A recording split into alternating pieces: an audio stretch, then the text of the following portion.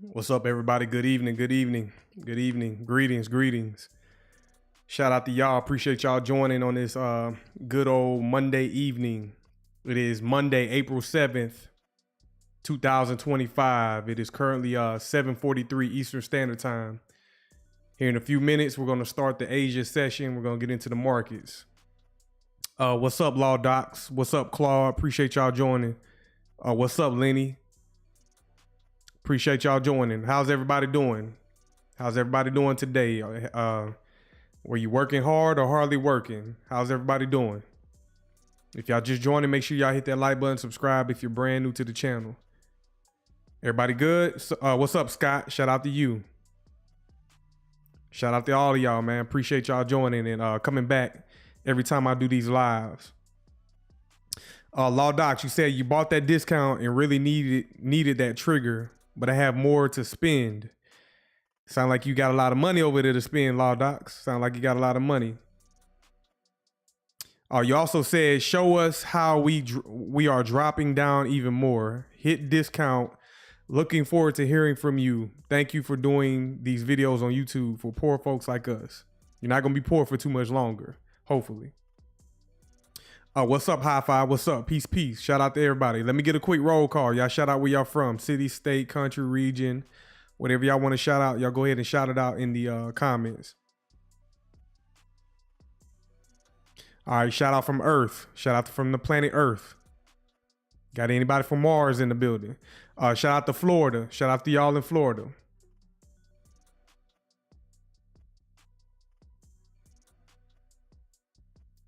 Anybody else? Okay, shout out to Baton Rouge, Louisiana. Shout out, shout out. Appreciate y'all joining. So, what I want to do right quick, I got to take it back. I just got to, I got to pull up my receipts. I got to bring back, shout out to California, shout out to Chicago in the building. Shout out to California, shout out to Chicago. Shout out Ocala, Florida. I've been down there several times. Ocala, Florida. Shout out to Ocala. But what I got to do today is we got to bring it back just a little bit. We need to take it back a few months ago. I think a lot of people, we had some doubters in my live stream, and that's okay. Everybody's not going to be, have eyes and visions to see or hear. So I just got to pull up some receipts. I want to take it back to, let's see, February the 28th. February the 28th on my channel. And this was a live stream that I did. Definitely got to pull up these receipts. February 28th. I believe that was it right there. Yeah, this video right here. This live stream I did right here. You can see it titled. You can see it dated. February 28th. I did this live stream. I did this live stream. I just want to show you the date. And then I'm going to pull up the video to highlight what I was outlining. Look how long that's been. It's been over 1 month. It's been over 1 month since I did this video right here. Over 1 month. And let's go ahead and I'm gonna pull up the video right quick, just so we can get confirmation that y'all tell me, is this random? Or, what I'm saying, who else is calling the market a month in advance with precision? I've been watching a lot of content creators in this space. A lot of them are guessing. A lot of them are just, randomly throwing out speculation. And I'm just trying to figure out who else is calling the market 1 month in advance. February 28th. Today is April the 7th. So let me pull this video up and let's get a little clip of highlight what I pretty much called out back then during that time. And I knew already ahead of time what the market was going to do. Don't ask me how I know. Just continue to watch the live stream and I'm going to continue to teach it and prove a lot of people wrong every time. There's a large fair value gap that has not formed yet. It is in progress. So I want to see how we close the month of March. And let's say if this candle was to close today, there's going to be a large BISI below the market. So let's say it does form. Let's say this is the BISI right now. What I'm going to do is I'm going to take a Fibonacci. I'm going to drop it from the high down to the low. High down to the low. So remember, I did this over a month ago. You know what I'm saying? I did it. Matter of fact, February 28th. YouTube is saying a month. It's been longer than a month. This was back in February, the end of February when I called this, last day of February pretty much. And I was already forecasting. I pretty much visioned what price would do or forecast what price would do. I pretty much skipped through March and went directly to April. So let's play this video. And this is just my receipts to show y'all that how many people can do this. You say you refuse to be stuck in the matrix. I agree, man. So what you gonna do to compete every day when everybody else is living frugal and blowing money and all that? You need to keep your head down, stay in the game, stay in the goddamn game. So XRP, if we was to close this 3-month candle and we drop down the discount, which I'm already forecasting this 1 month in advance, look at the price levels that the market could potentially come down and touch at a discount, at a deep discount. So just be aware of this. So let's say it comes down to the top of the fair value gap.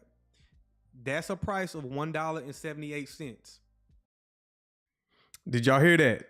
This was 1 month ago, February 28th, 2025, when I said the price can go down to what? $1.78. If you missed it, go back and watch the live stream.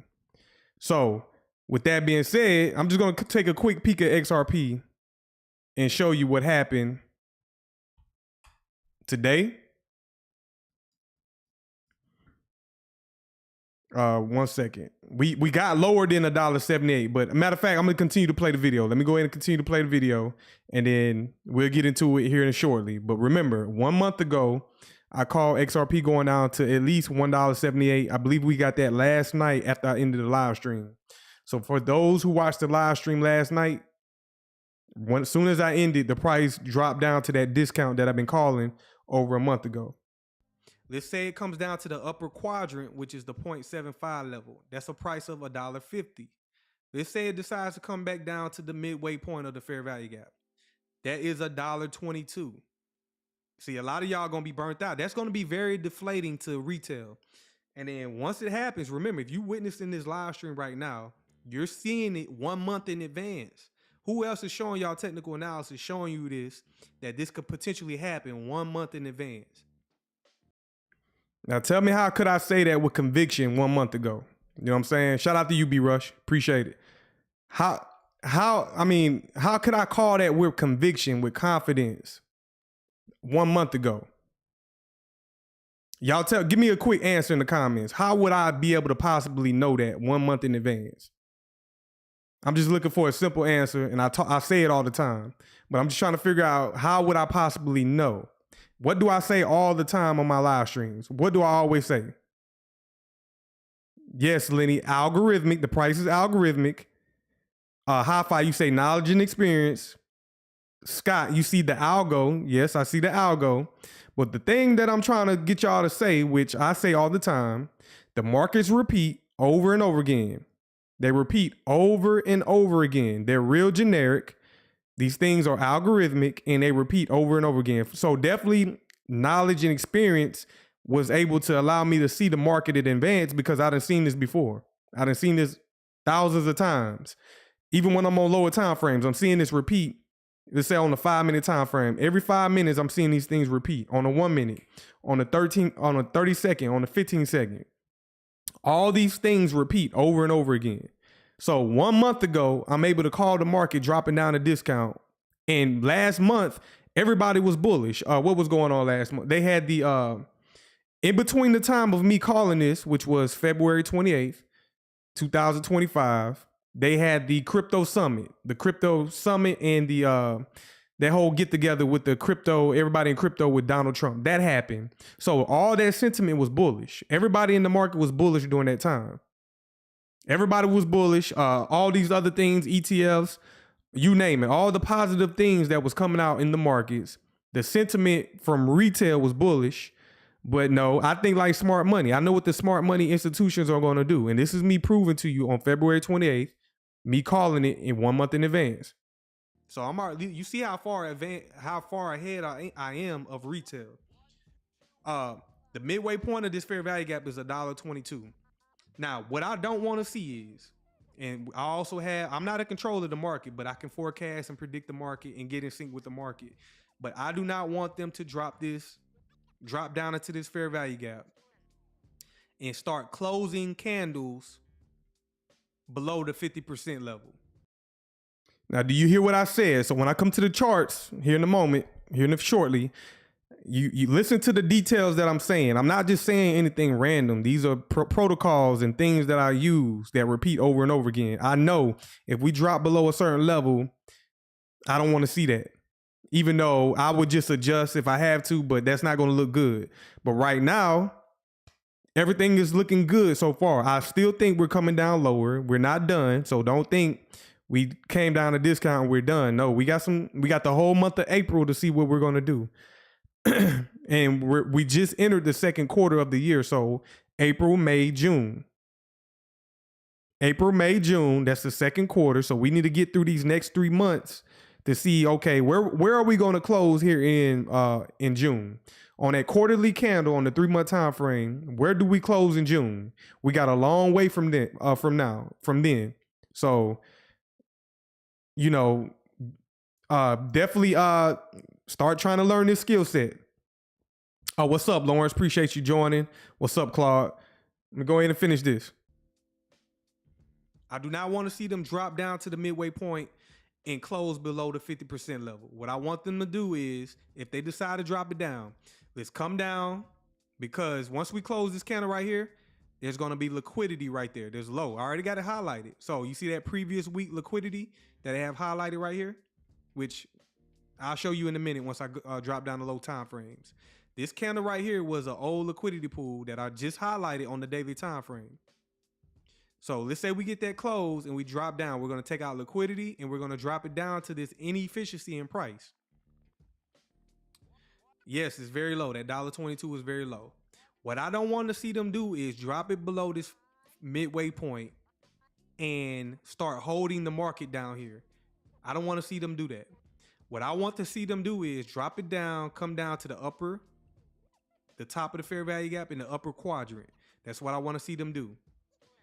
If they decide to go any deeper, my last stop, far as like, I'm not going to panic, but it's going to be very frustrating even to me if they start dropping it down to that $1.22.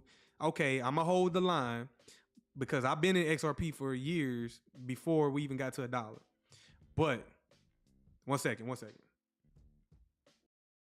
All right, y'all pretty much get the point. So this was back in February 28th, 2025. This is when I called for the market to drop when everybody else was bullish. And that's just me bringing up the receipts, showing you that I know what I'm talking about. So go ask your favorite TA person or your favorite influencer.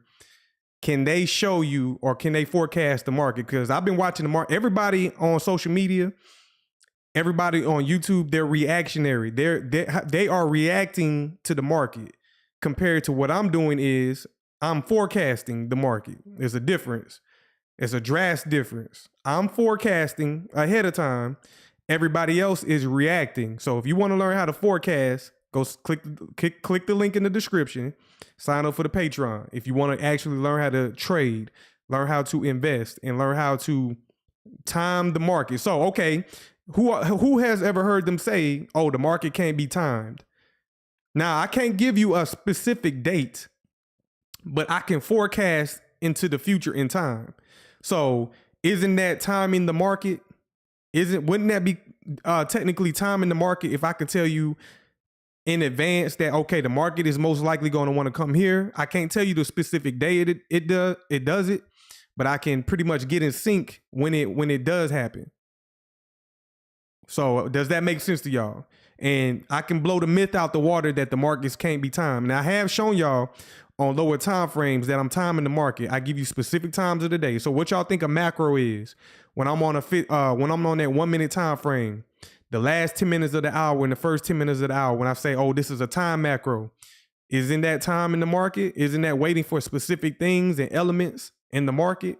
That's what I'm trying to show y'all. The markets can be timed. So what's up, Ryan? Shout out to you. B Rush. So you're a Neo in the Matrix, right? You can see all the digital traces.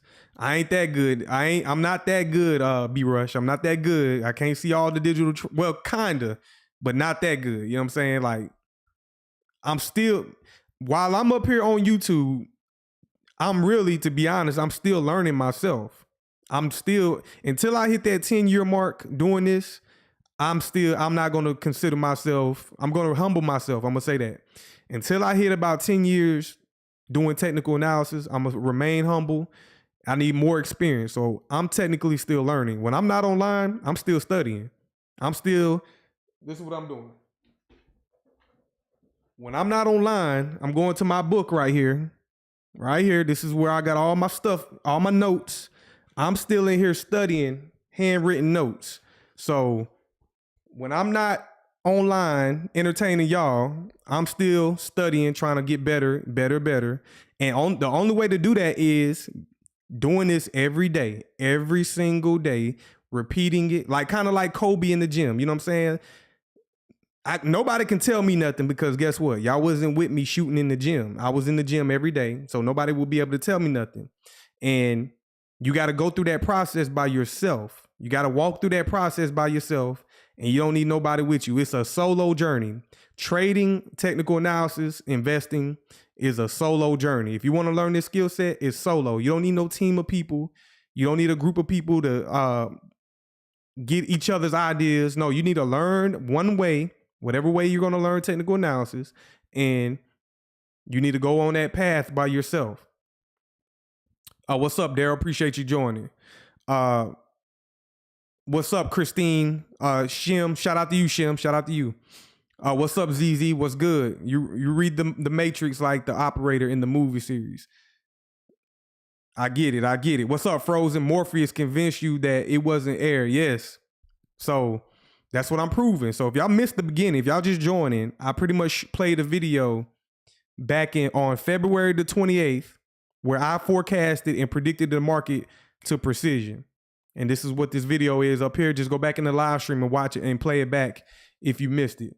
Let's go ahead and move on. Let's go ahead and I'm gonna come to the charts in a minute. Let's get some things out the way. Let me see right quick. Oh, I seen this. The former CFTC chairman, this is what he had to say about, and this is my belief and this is my theory because this is my world, the trade. When I'm as a trader, I trade futures. I comply with CFTC regulations and I understand it by studying it and informing myself.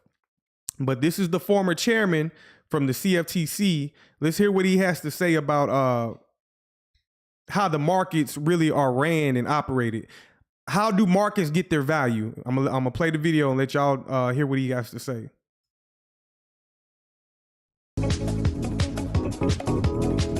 As I explained to your audience today, I see crypto as much more than just a new asset class, but really a new architecture of finance, a new way of establishing who owns what and who's transferring what to whom, using the internet as the basis for establishment of that value, as opposed to the individual balance sheets of proprietary institutions.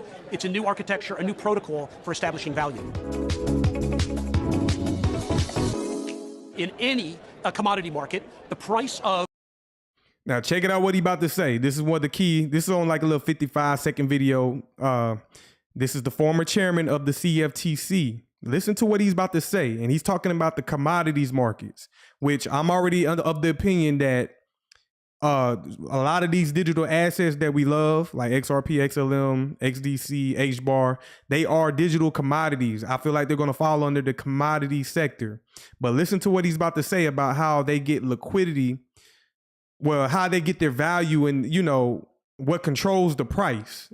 I'm gonna play him and let you hear it.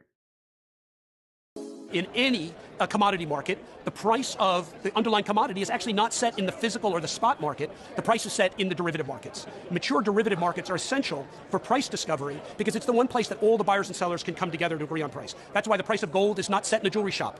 It's set in the derivatives market. The price of wheat is not set at a grain elevator. It's set in the derivative markets. So are you hearing what he said? The prices of commodities. We're talking about corn, we're talking about gold, we're talking about silver, we're talking about cattle, orange juice, the prices of oil, soon to be digital assets. The prices of commodities are set by the derivatives market. That we're hearing it from the horse's mouth. You're not going to hear it from anybody else. I'm gonna say nobody has more expertise than this man right here, who's the former chairman of the CFTC. Nobody's going to be able to say otherwise. He's directly telling y'all that the prices of commodities get their value from the derivatives markets, which is the debt market, the paper contracts, because it's a market. It allows buyers and the sellers to be able to agree on one market, because you either can, okay, somebody might want to sell the market, somebody might want to buy the market. But he's telling you directly, and this directly ties into those futures contracts, ETFs, etc. But those future contracts for XRP that's going live April 21st, those things are set aside for institutions to bring value to that commodity, the underlying asset, XRP. So once those futures contracts start to get liquidity and become liquid, that's going to directly raise the value of the underlying asset, because now people can buy and sell XRP on the derivatives in the derivatives market, and the underlying asset will perform based on the derivatives trading. Again, hopefully y'all understand that. Press 1 if y'all understand what I'm saying. I'm gonna play it one more time. It's kind of sped up. I don't know why the video is sped up. Let me go to settings. Playback speed. I'm gonna slow it down just a bit so y'all can hear it. So I'm gonna play it back. God damn it. I'd have messed the video up. Oh well, hopefully y'all got it. Hopefully y'all understood what I was trying to say. I messed the video up, so I apologize. All right. The next thing I want to get to, let's see right quick. This is Larry Fink. He's talking about the tariffs. Let's see what the CEO of BlackRock has to say. Let's see what his opinion is on the tariffs and how that is impacting the markets currently. So let me pull that up. See what Larry Fink has to say. What about the theory that these retaliatory tariffs are part of a Nixonian grand strategy, like dropping the gold standard was to solve America's debt problem by forcing down treasury yields and weakening the dollar? That's a theory that has some purchase right now. Well, I do believe the dollar will be weakened. I mean, most political theory is, or economic theory is, tariffs raise the value of the currency. I think it's going to weaken the dollar. Look, one thing I would say with certain, the economy is weakening as we speak, and so the need for the administration to focus on these pro-growth agendas, which was much of what the president campaigned on. We have to get that going. Whatever it's the tax cut, we need to be deregulating. We need to be streamlining permitting. Exactly all the things I've been writing about, where we need to get the private capital, private markets to start investing in the United States. We need to, and I think right now the market's not focusing on all these. We forgot about the power of AI, the power of all these different changes. We're focusing on the market, but the macro trends of AI, the macro trends of rebuilding our infrastructure, these macro, and if the president is successful in deregulating, if he's successful in streamlining permitting, then we could go back to this view that we have a major growth agenda in front of us. The president has been focusing on right now areas that, in my mind, in the short run, are very inflationary and destabilizing the economy, and that's what we've been talking about. But if we can find ways of rebuilding growth through these agendas, and then, as I said at the beginning, the market declines. We're going to look back and say this might be a good entry level to get back into the market. Are we Did you hear what he just said? This could be a good entry level to get back into the market. So y'all know a lot of these CEOs been selling off their assets and all, etc. But even himself said this could be a good entry point to get back in the market. He kind of downplaying. He kind of double speaking too. Like he's kind of like downplaying the whole narrative and whatnot. Larry Fink know exactly what's going on.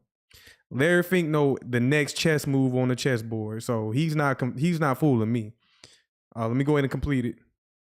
Headed for a recession? Are we in a recession? Most CEOs I talk to would say we are probably in a recession right now. Right now. Right now. A couple of airline CEOs told me, one CEO specifically said, the airline industry is like a proverbial bird in a coal mine, canary in the coal mine. And I was told that the canary is sick already. If you look at what's going on in air traffic and how people are changing and how so many people who, like Canadians who are not coming to the United States, we're seeing in various different sectors a real downturn. Today's video is sponsored by... All right, that was Larry Fink. I'm gonna play one more video. I want to come to the streets. After this, I'm gonna go to the charts, but let's play one more video. Let's come to the streets. See how the people are feeling about the economy. Let's see what the public. I like to always see the sentiment from the people. That's what I do when I do my YouTube searches. I want to get the sentiment from the public. And what are people doing right now? Because what are most Americans doing, especially the people that aren't investing? Let's see what they're doing with their money as things tighten up and things pull back. People with 401ks, they're starting to lose money. People are being laid off, all kind of stuff going on. But let's get a little sentiment from the public right quick. You'll have a rainy day savings fund. I don't even have enough fucking money for a sunny day savings fund. It's borderline impossible to save money. Like, especially if you're already like sacrificing, like not going out as much, not doing this and that. Like, what am I supposed to do? What am I supposed to save money and not eating, not... And check it out. This is why, y'all give me a reason why. Well, I can't say that. That's too broad of a question. I'm going to say because of the high interest rate environment, which, they're trying to lower them now, but they've been high. People not making enough money. Several factors. Several factors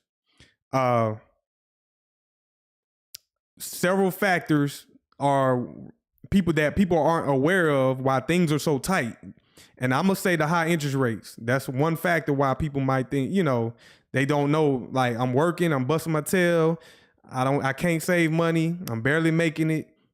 What am I to do? So hey, it's tough out here. That's why I know a lot of people are doing well, but I also like to see how the people that aren't doing so well doing. So what are they doing? And if they knew different skill sets like I teach or the things that I talk about, maybe they could be in a better position. That's why I feel the need to come up here and teach, because I might be helping somebody who just might need an extra little push or a new, something fresh. Not getting gas for my car, not getting tissue paper towels for my apartment. Like, where am I supposed to save the money at? Like, really, you just need to make more money, which is like also a hard thing. Like, now you got to think, okay, what can I possibly do to make some more money? And then 9 times out of 10, before you make some money, you're gonna have to invest some money so that you can start making some more money. And it's like, dang, like, what am... You heard what she said? When you down and out and when you struggling and you start thinking about investing, that's what, hey, who all has been there? Like, who has been to a point where, damn, man, I'm broke again. And then it's like, man, I need to learn something new. Like that fire gets lit underneath you. Like, I need to do something else. I need to make more money. You start doing things you probably never did. And investing could be one of those things. How many people been there in that situation where you been broke and it's like, man, I need to start investing? Because I know I have. I know I definitely have. Like, and this is what this young lady right here is saying. Like, man, I'm down and out. I'm trying saving. I need to start investing money. And the first thing you do is go to YouTube University. That's why we living in a great time. Even though there's some dark times, it's still a great time because we just got easy access to the internet. And I would not know trading. I would not know this skill set without having access to the internet. So I'm forever grateful for the internet and the people that's watching now. I'm teaching this and passing on knowledge and information, and that's how you learn. Hey, you got to start somewhere. What am I supposed to do? Like, honestly, what am I supposed to do? Like, saving money is borderline impossible. Oh yeah, and then you got to eat. Like, what am I supposed to do? Not eat? Like, yeah, you can cook at home all the time, but doing it every single night is like also unrealistic. Like, you still have to buy food out sometimes in the week. Like, how, like, saving money is impossible. Like, this is a really good question, and I want to talk on it because I'm making about twice as much as I was when I first started out of college. So I have an understanding of your savings goals or your financial goals feeling impossible. But I want to start by saying that no matter what kind of saving you are doing, it's real saving. So don't go and discredit how much you have saved or how much you're saving or your saving habits just because of someone else on the internet.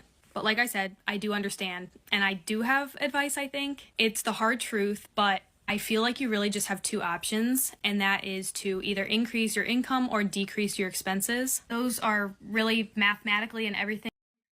That's the only option in 2025. You got to decrease your expenses.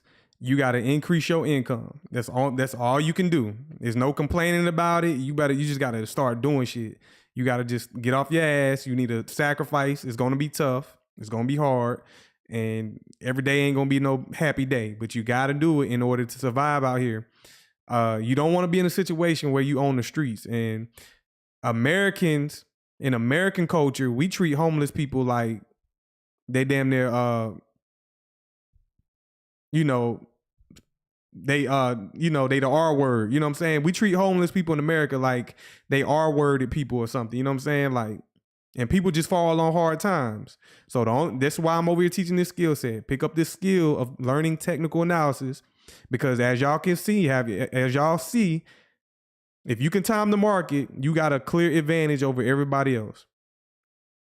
And the whole time, all these months that I've been live streaming, you have not been seeing me. I done seen content creators in the past 24 hours say the market is going to pump, and the market tanked, and they had to hurry up, go do a video saying, well, I didn't say it was going to pump just yet.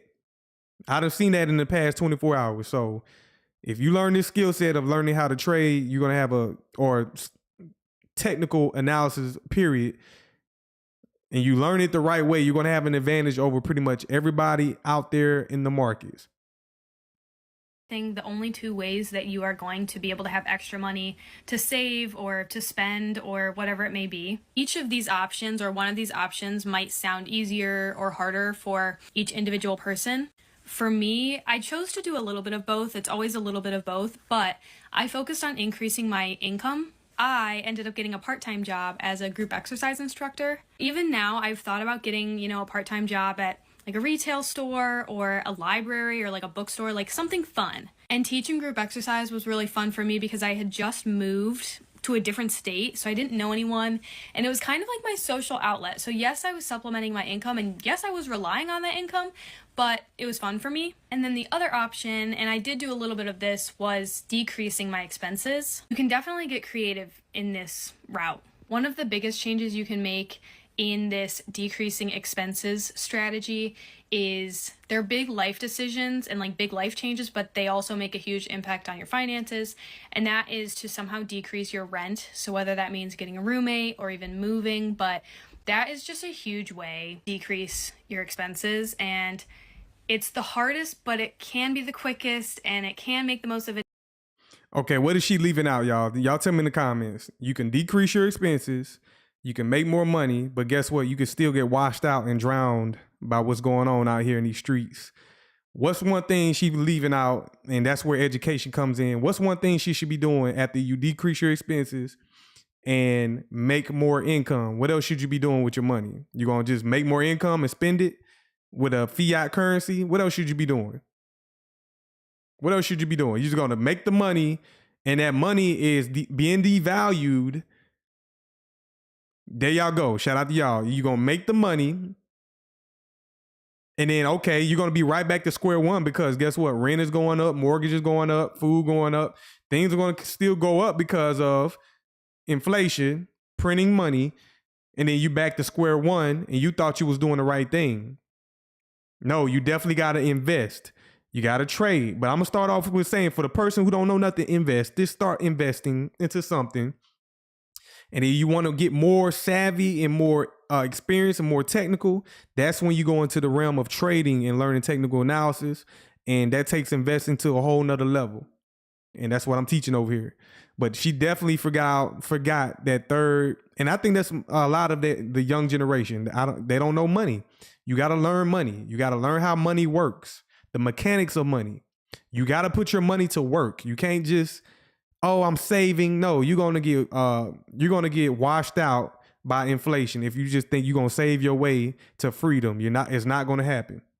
An impact. So just something to think about. A little bit easier though would be, my favorite is to look at your subscriptions. Like, do you need Netflix, Hulu, Spotify, HBO Max, Apple? But me not being able to save money boiled down to a couple of things. Either one, bro, I'm just not disciplined enough, bro. Like, bro, every time I get a little bit of money, I go eat.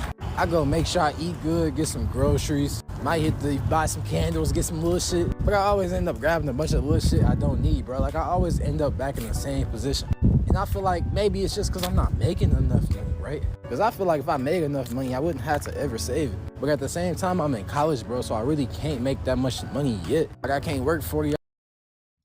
Homie said he's in college and he really can't make that much money. Trust me, I've been there during the 2008 recession years. I was in college. Nobody was hiring, but I don't know why I look at my analytics, these younger 18 to 24-year-olds, they're not looking into crypto. They're not trying to learn this skill set. And that's really who I want to teach. I want to teach 18 to 24-year-olds, because I remember if you would learn this skill set at 18 years old, learning technical analysis, do you know how far advanced you will be amongst everybody else? And then trying to get the youth, the children, like, let's say 10 to 18, that age range, I'm gonna say 13 to 18. If we could somehow get those children to learn this skill set that I talk about and I teach, man, they're gonna be making more money than their teachers.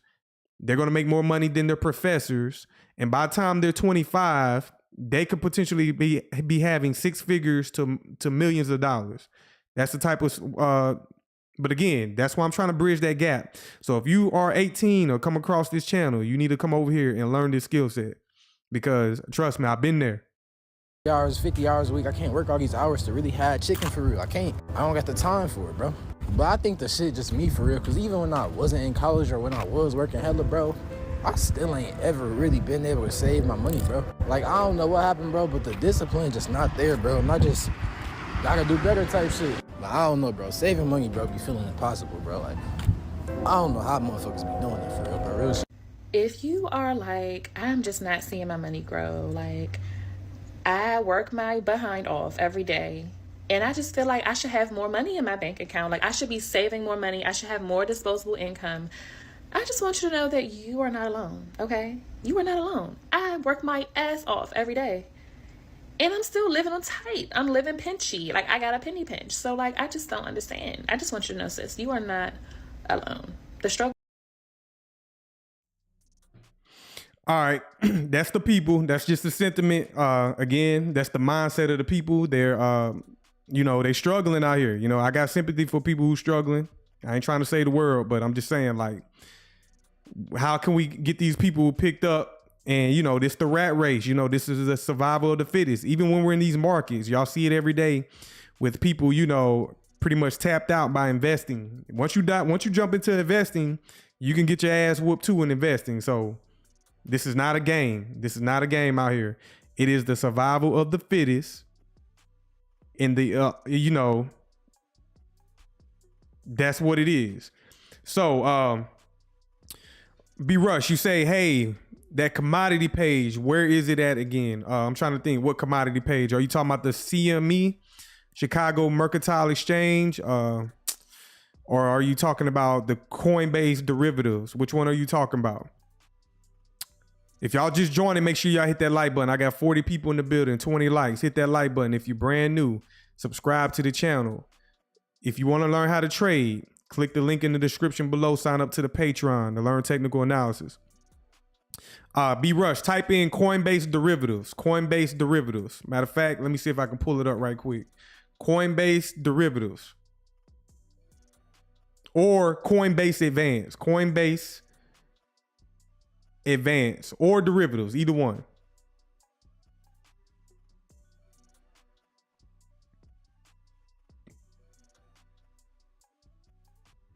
What's up, Jay Manson? Shout out to you. ZZ, boss, do you see the futures trading being a catalyst for large-scale institutional sponsorship? Yes.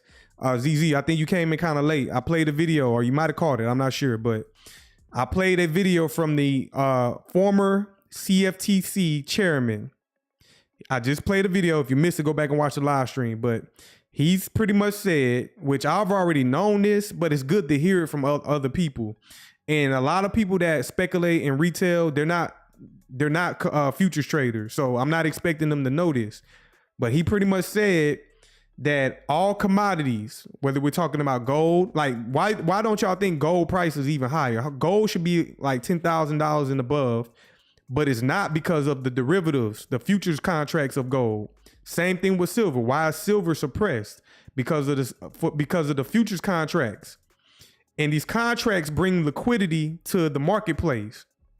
This is where institutions, if y'all who been watching me since I showed y'all how institutions have algorithms, all institutions have some form of algorithmic trading system, and they're able to go trade at lightning speed. They're able to trade at the speed of light. They're using certain technology like fiber cables. They're using like newer technologies with like frequencies where they can trade at the speed of light. So imagine making millions of dollars at the speed of light. That's where we're going to. I even showed y'all in the charts how I went down to a 1 second time frame on the charts. And on those time frames, imagine multi-millions of dollars being transacted, buying and selling in the market at the same time. And it's happening at lightning speeds where you can't even keep up with it. That's the type of stuff institutions love. They care about the value of a commodity, but they really don't, because most commodities are suppressed. Like gold, like silver, like oil. Oil should be in the thousands of dollars, in my opinion. But no, they stabilize it with futures contracts, and oil trades around $100-something. That's because of the derivatives, the futures. And the derivatives market is the debt market, and it's valued in the quadrillions. And whenever they start tokenizing assets, bringing them on chain, they're going to start bringing on new products. Like I always felt like someday they're going to tokenize water, and they're going to make a tokenized future contract for water, H2O. And when that happens, I already seen documentaries where they say, okay, there's going to be a water crisis, but let them start controlling the value of water based on futures contracts. I hate to say it, but how many of you have y'all ever heard that slaves was traded on the stock exchange? How many of y'all ever heard that slaves was traded on the stock exchange? So, okay, we're going to this blockchain system and things are being tokenized. Who's to say one day humans won't be tokenized on the blockchain? I'm just saying. Have y'all ever thought that deep? Everything is being token. They want to follow us digitally. They want to get a digital identity code, etc. But who's to say they won't start tokenize humans? Now, do they do it flat out in the open? I'm not sure. That might be on some back end shit that's private for only like sophisticated, high net worth individuals and large institutions. They might not offer that publicly to people, but there's definitely a possibility. Who knows what kind of black market they might have with this shit? We don't know. But yes, to answer your question, ZZ, I do see large scale institutional capital coming to these markets. And I just played the former CFTC chairman pretty much saying that all commodities value and price discovery comes from the derivatives market. And boom, we're almost here. That's why we see all these products being rolled out. So y'all come over here, check this out on Coinbase. I'll come back to it in a minute. All right, we got the crypto matrix. We got these are my assortment of digital assets. You can personalize this to whatever you like, but these are the things that I watch in the crypto market. We got XRP currently trading at $1.89. I'm gonna get into it here in a minute. What we did overnight last night. Do I think we're done? No, I don't think we're done. I think they're just throwing people off because I already seen. I'm gonna come over to YouTube in a minute. I just seen certain content creators saying, "Oh, the drop off or the sell off or the crash is over." I'm gonna let y'all think that. And again, if y'all think I'm capping, I already played a video from a month ago, February 28th, me showing you calling the market ahead of time. We got XLM 23 cents. We got XDC 6 cents. We got HBAR, which yesterday I kind of got heavy-handed on HBAR. I ain't gonna lie. That's one, and that was my signal to y'all if y'all caught it. HBAR is still at a great discount, but HBAR at 15 cents. I believe I got it at like 13 or 12 cents. We got Bitcoin 79,000. I need to go ahead and pull up Ethereum. It's trading at 1,500. Ethereum is not looking good at all. We got Algo 16 cents. And we got Solana at $107. Now let's go ahead and come over here. Now, let's come to XRP. Let me drop out right quick. Let's go out to the monthly time frame for XRP. Matter of fact, let's go out to the 3 month. So if y'all caught the video earlier where I showed and highlighted that I called this out early. I was seeing it early, February 28th. And we wasn't even in March yet. So I was calling this level before March. And a lot of y'all, I think ZZ, you was one of them. I'm not coming at you, ZZ. But some of y'all was like, man, I don't want to see it go down there. Also, then we had some people. I'm not coming at nobody. I'm trying to keep it positive. So y'all ignore what happened yesterday. I'm not normally like that. But some days I'll be on one. So forgive me for that. I'm not going to get out of character today, but we did have some people come in my live stream saying, oh, they don't see it going below $2. They see it going to $2 and then $5. And they completely ignored what I was outlining right here in my charts. And y'all watch me every day. I said, hey, what is this? I see this happening. How do we close March? How do we close the first quarter? The whole entire first quarter was very volatile. We closed and then boom, here we are. Second quarter, we got 2 months and 23 days left in the second quarter, and we have already offered a discount for XRP. Now, are we done? Well, that depends. We got a lot of factors going on right now, and let's say this is kind of what I wanted to see. How long do we stay down here at this discount? How long do we stay down here at this discount? So they already offered it one time. If XRP, which I think the entire digital asset space is very bullish right now. Don't get it twisted. It is very bullish. So what do I want to see if the market is very bullish? I want to see it drop down in here. Don't stay long at all. If it drops down here and doesn't return to it, that is very strong, very bullish. And we are only 1 month into the second quarter. Let me read the comments. Holding their heads, LOL, law. Lenny going to get the stream killed again. Jara Boy, last night was gruesome. Was it really? Did you take advantage, Jara Boy? Did you take advantage? Ryan, I hope we don't stay down there long. I think y'all said that last time, a month ago. But yes, I don't want to see us stay down here at this discount for long if price action is strong and bullish. Now, if it's not, they're going to come back down here and return down here and offer it at a deeper discount. But let's see. You know what I'm saying? The sentiment. What's the sentiment? What's some positive things that y'all been seeing as far as sentiment? Well, we got regulations. We got institutions ready to move forward, in my honest opinion. We got regulations.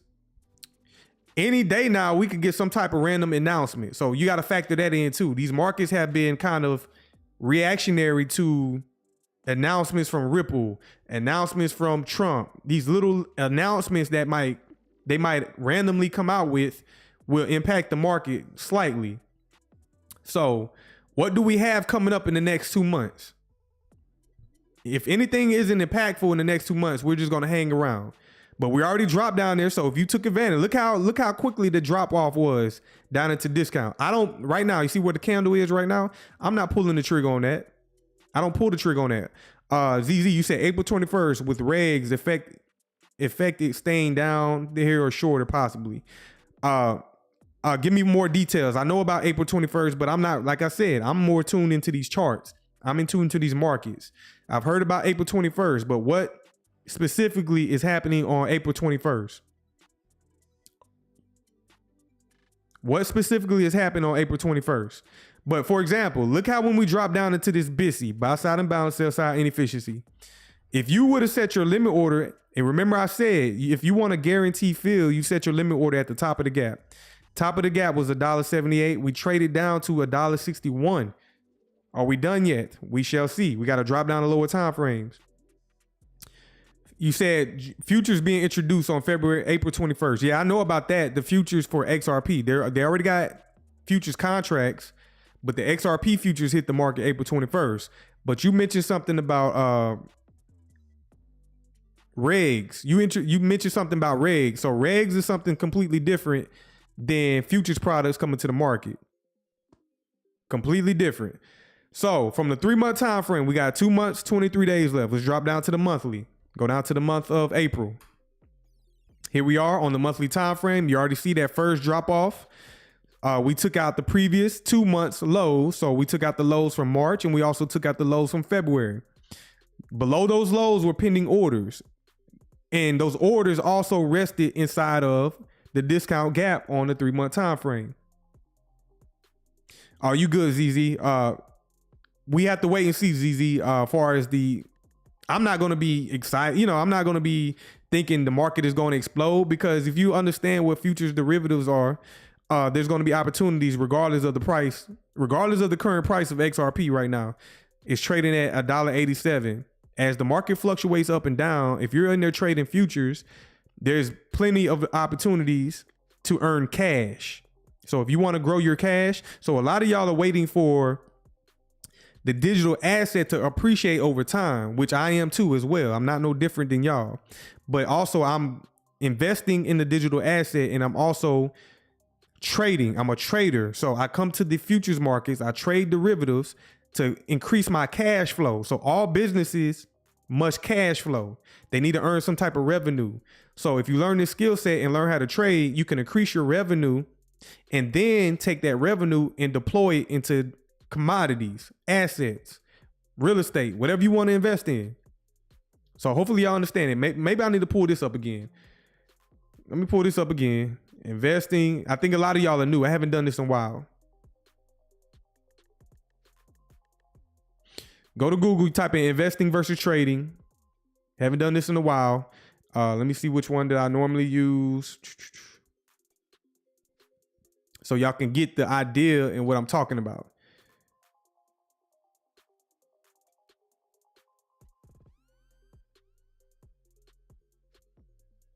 So right here, you see this graph right here? It says trading versus investing. How do they differ? And guess what? I do both, and I teach both. I'm trying to bridge this gap between, a lot of, like I said, a lot of y'all are freaking waiting for the appreciation of the digital asset, which is going to take a long time. I can't say it. I don't want to offend nobody, but me as a trader, I see how prices moving every day. So institutions, once they bring these derivatives, they not really going to care. They're going to be making money both directions of the market. So trading versus investing, how do they differ? Investing, let's start over here on investing, and I'm going to compare two. So the time horizon, see the basis, this is the midway point. This is the middle ground, the basis. So the time horizon, so investors think long term. You think years and decades. So if you're in XRP, how many people, raise your hand, press 1 in the comments. How many of y'all are long-term investors? And if you are a long-term investor, you're thinking years to decades. That's what you should be thinking. So Lenny, we got a long-term investor. And for y'all that are in the back of the classroom, go ahead and come in the comments. I know y'all don't talk much, but press 1 if you're a long-term investor. Press 1. Coleman, you're a long-term investor. So all of y'all should be thinking years to decades. So the price action for XRP, they can price it to whatever they want. So let's say here in the future, let's say the end of the year, let's give y'all some hypotheticals. This is all speculation. This is not facts or nothing. I'm just giving hypotheticals. Let's say December 2025, the price of XRP goes to $50 from the current price right now. Okay, that's a lot of good appreciation. That's really, to me, if you're thinking years to decades, that's some major growth here in a few months. Okay. And then, okay, let's say in the next 5 years. So from $50, let's say to $500. That's a massive appreciation. I know a lot of people think 10,000, 20,000. Some people got ridiculous numbers like 100,000. But from right now to $50, that's massive. $50 in the next 5 years, let's say $500. That's massive. Lenny, you say you don't have decades. So okay, here we go. This is where I'm trying to blur that gap. So if you are a long-term investor and you're saying you don't have decades, then you know what I'm saying? Like if you're a long-term investor and you don't have, to me, I'm taking that as you don't have the patience, or you might not have the time. You might be older. Shout out to y'all that are older and y'all ready to live life. Y'all have every right to enjoy your life, regardless of what these assets do. If you get to a point in life where you feel like, man, I'm ready to just enjoy life, regardless of the price of these assets, I'm not gonna never tell nobody not to live life, because you only got one life to live. You only got one life to live. So live your life however you want to live it. So I'm not here to tell people. I just want to teach people how to trade and how to analyze these markets. I'm not here bashing nobody, their bag size, how much money they got. No, at the end of the day, you can't take this shit with you. So you need to be trying to live life. Let me see right quick. I do shorts and longs though. I have a patience, but I'm not working till 65. Grom, shout out to you, Grom. So, okay. Time horizon for investors. You're thinking long-term, years and decades. So us as traders, and remember, I do both. I invest in XRP, the digital asset. Once these products come out, I'm gonna be looking to trade the XRP digital, the derivative, which is the paper contracts, which will be tokenized. So we think short-term. You see the difference? Traders, we think minutes to weeks. So that's anything from scalping to day trading to swing trading to short-term trading. And I teach all these, how many of y'all in the Patreon and y'all went through the content and I talk about all these different time frame selections. In the Patreon, don't I go over this? So if y'all want to learn this skill set, go to the Patreon, click the link, sign up for the Patreon. It's worth the value. It's not too high, it's not cheap neither. But us as traders, we're thinking short term, minutes to weeks. This is where the derivatives products kick in. This is where what I'm trying to say, the futures contracts that are about to hit the market, and we're waiting for liquidity from the institutions to come in to liquefy them. But once these things hit the market, they become regulated and they're tradable. We're going to be thinking minutes to weeks. And I've shown y'all examples of trading in minutes. I done showed y'all examples of trades that take 20 minutes, 10 minutes, 3 minutes, 5 minutes, and you can earn profits. That's the difference between a trader and a long-term investor. So what's the objective of a investor? You as an investor. So let me do this. If y'all are short-term traders or you're a trader, press 2. So everybody that was an investor, y'all press 1. But if you are a trader, y'all press 2. Who likes to trade? ZZ, I said, I'm with you, boss. Make that money now and don't wait on that shit. Shout out to you, ZZ. Scott, you're 2. Scott, you press 1 too. But again, there's nothing wrong with being a trader and investor. That is called diversification. You're diversified, you're savvy, and you have me. I have multiple strategies that I can deploy into the market. I have over 15 strategies that I can utilize, whether it goes from long-term investing to right now scalping in and out the market, to high frequency trading, to short-term trading, to swing trading, to day trading. Those are all different strategies that I use. So we got a lot of people that want to trade, and it's okay. Y'all press both if y'all want to use both. Do y'all want to invest and do y'all want to trade? Y'all press both if y'all want to do both. Lenny, you say you want to trade. So you're a long-term investor that wants to trade. Okay, that's why I'm teaching. That's why I'm showing y'all. So when these products come out, y'all can start practicing. Find a platform that allow you to practice on how to trade. And I teach that as well. I tell y'all to start in a demo account, all this. Start practicing strategies and learn how to trade. While the capital that you earn from trading, you can deploy that into long-term investing. That's what I'm trying to get y'all to understand. We got a lot of people saying both. So here we are. That's the middle ground. Shout out to y'all. Hopefully Boss creates a trading group we can all join on an exchange. Now, I ain't doing that, Lenny, Law Docs. I'm not creating no trading group. Everybody, what did I just say? Everybody this skill set is a individual journey. You learn this, nobody can ever take it away from you. And that's what I teach people. I don't just give handouts. I don't even want people working together. I want you to learn this skill set on your own. Find somebody who's going to teach you. You learn it, and you become your own analyst. Analysts should not be looking at other analysts' ideas and what they're thinking and how they're analyzing the market. You need to be able to, because if something happens, because you could just go to YouTube and see how everybody who thinks they're analysts, they got analysts on YouTube that don't even pull up charts. So I guess you're a fundamental analyst, but they be trying to talk about technical analysis, but without charts, which is crazy. But nobody can blame you. Nobody can blame you if they do this alone by themselves. So that's what I'm trying to tell y'all. Can you show the Coinbase derivative list with XRP again? Okay, okay, B-Rush, I got you here in a second. Let me wrap this up right quick. Self-reliance is always the best way.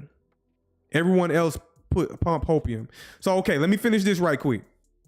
So the objective of an investor, you're looking to grow over time. So you're trying to grow your capital over time. People as traders, we're trying to capitalize on short-term price fluctuations. I show y'all that every time. Long-term investors, and this is the majority of the entire space, especially in crypto, long-term investors rely on fundamental analysis over here on the left. Short-term traders, we rely heavily on technical analysis. I rely on heavy technicals because we know that the markets are algorithmic, and then I rely on some fundamentals like I did in the beginning of the live stream.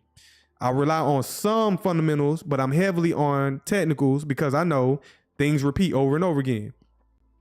Okay, investors, what's your frequency of activity? Investors, you have low activity in the market. You pretty much, you invest and then you're done. So you have low activity. So you buy and hold strategy. That's your strategy. You buy and hold the line. Everybody investing, hold the line.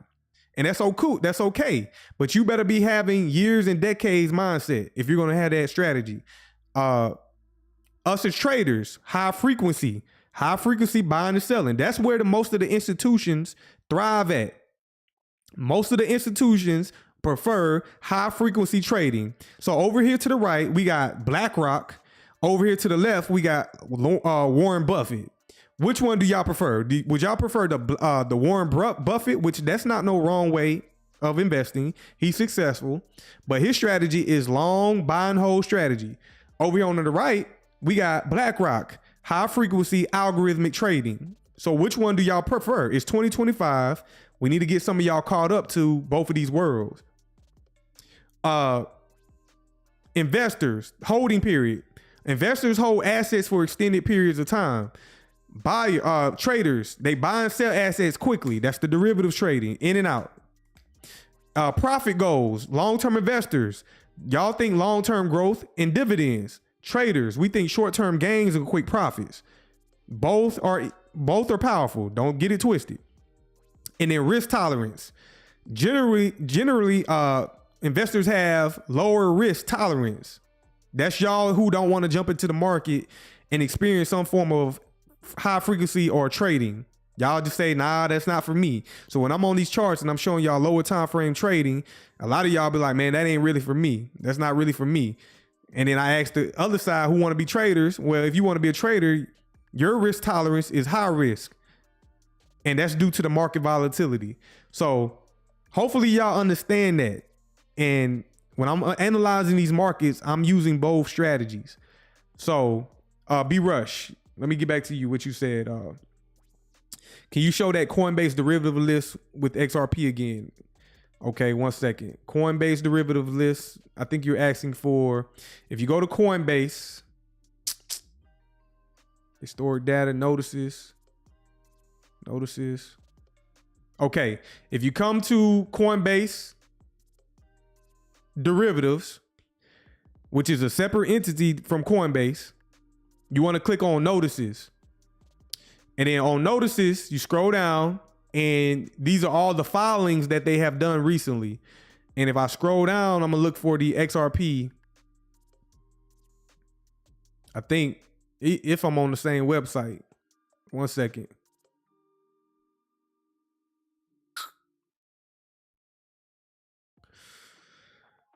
Let me see right quick. I'm scrolling. I thought I seen it. I might be overlooking it.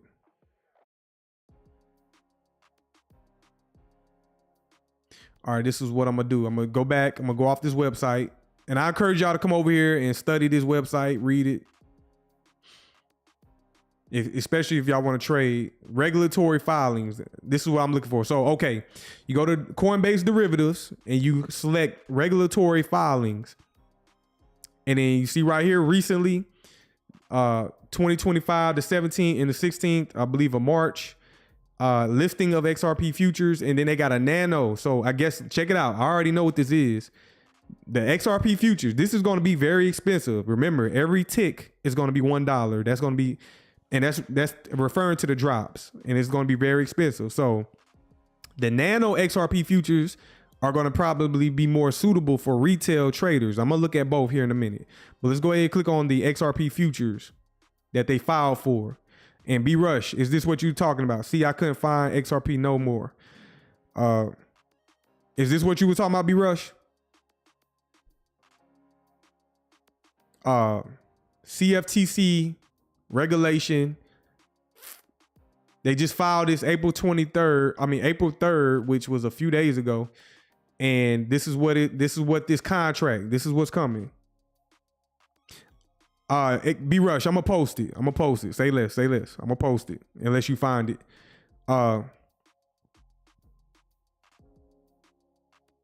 USD settle index. So what I was saying was, okay, I was really looking at this every tick. So y'all know these are drops in XRP, right? Y'all know those are drops. And once this contract goes live on the 21st, I would have more details. I would have more details on what this looks like. But every tick, which is this digit right here, all the way to the right, that's one tick. Once that tick goes up to two, so it goes from 1, 2, 3, 4, 5, 6, 7, 8, 9, and then it will make a round trip, and this digit right here will change to a 1. And this goes up and down as well. So this tick value can go up or down. So let's say this tick right here goes to 2. That is $2. If it goes to 3, that is $3. If it goes to 4, $4. So once this digit right here goes to 9, that's $9 right there. So that already, okay, how many ticks will change the value of this digit all the way to the left of the decimal? That's what I'm looking at. You know, do you know how expensive that will be? Would that be $10,000? I believe that's $10,000 right there. This is going to be set aside for institutions. I hope y'all understand that. This is going to be set aside for institutions. This contract right here, retail, I'm going to tell y'all now, retail is not going to be able to play inside of this. And that's why they filed this right here, the nano XRP. So let me select that, nano XRP derivatives, scroll down, and then look at the difference. This is where retail is going to be able to play in. Retail is not going to be able to play with that XRP futures contract. So if y'all hold the digital asset, congratulations, bro. That's all I got to say. If y'all hold XRP, why the F would you ever think about selling that digital asset? Because look what the futures derivative contracts are valued at. This is big. The nano is going to be for retail. So every tick will be 5 cents. So every time this digit right here fluctuates all the way to the right, the last digit, once that goes to 2, that's 10 cents. Once that goes to 3, that's 15 cents. So this is going to be way more affordable for retail to play with. The nano XRP, or the nano, what's the contract code? Right here. The product code is going to be nano XRP futures. Nano XRP futures. Let me read the comments. What y'all think about this, man? Y'all press one. Y'all hit that like button for me. Subscribe to the channel. But what do y'all think about this? Who else is going to review this for y'all? And I'm glad they got this out here for the public to see. And I'm going to come to the charts here in a minute, but we got to get a lot of this stuff out the way because this pertains directly to the charts. This pertains directly to XRP, and this is huge. But yeah, so for us retail, so I'm already gonna tell y'all right now. I'm gonna tell y'all right now, I'm not liquid enough to trade XRL. I'm not liquid enough. I'm gonna go ahead and tell y'all that now. Based on the value, here it is, documented, signed, passed by the CFTC.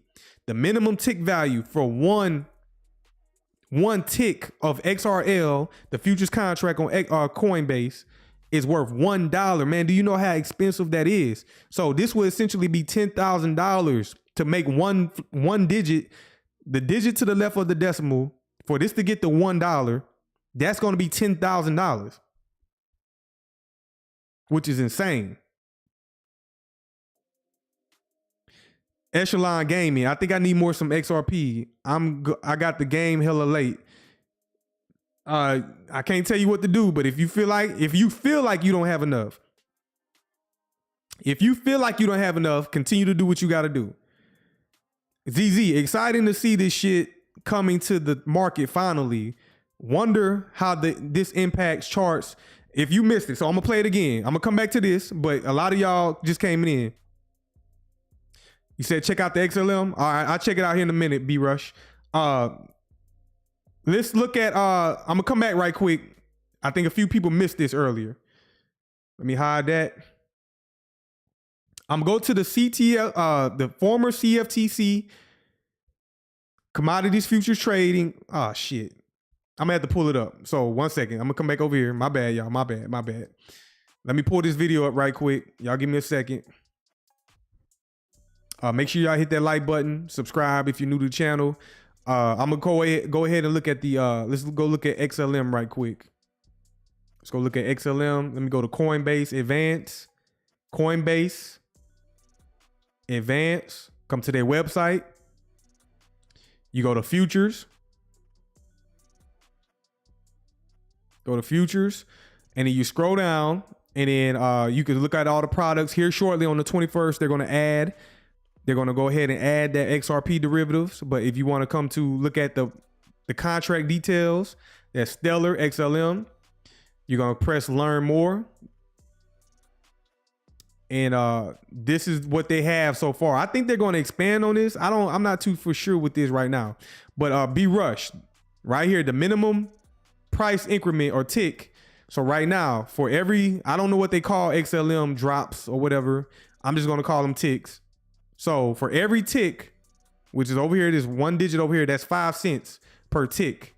And this is pretty much made for retail. And this is already live, B-Rush. So this is already live. So if y'all want to go ahead and trade XLM or learn, but it's not liquid neither. I don't think it's liquid as, I don't think it's as liquid just yet.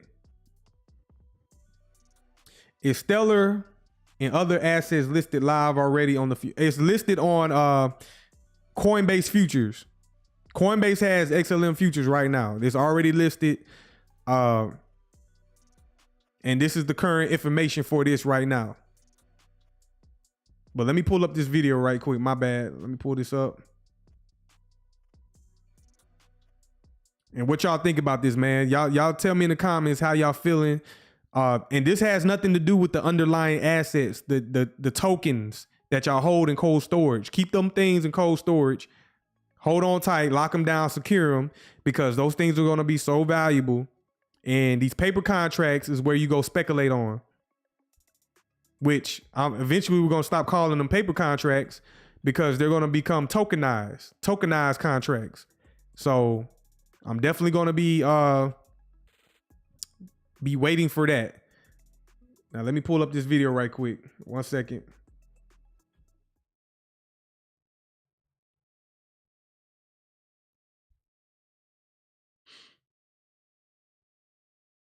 All right, let me go ahead and pull it up.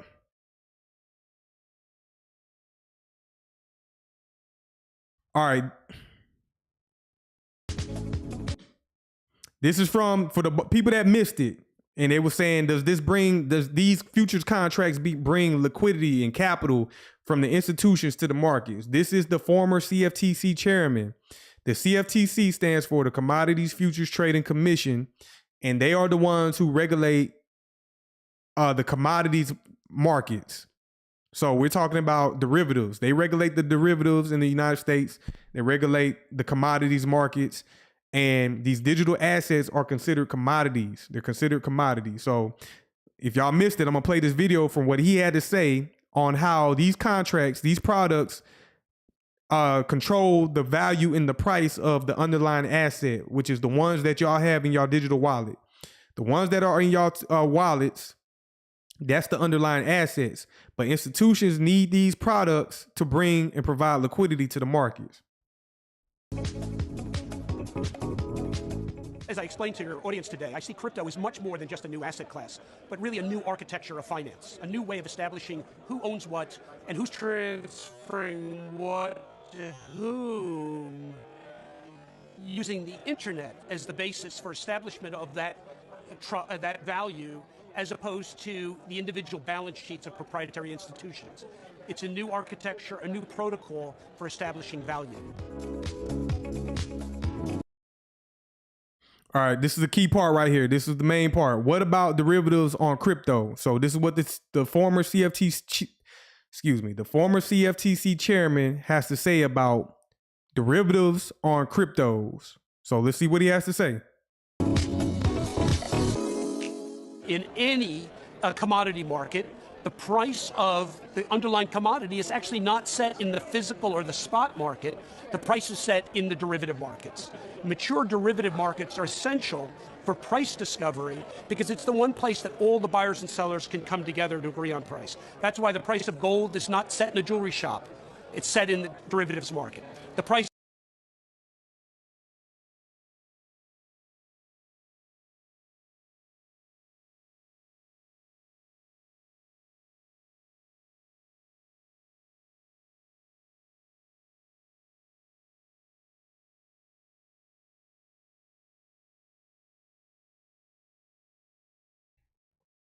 I was saying, do y'all understand this? What he's saying, that the prices of commodities are set in the derivatives markets.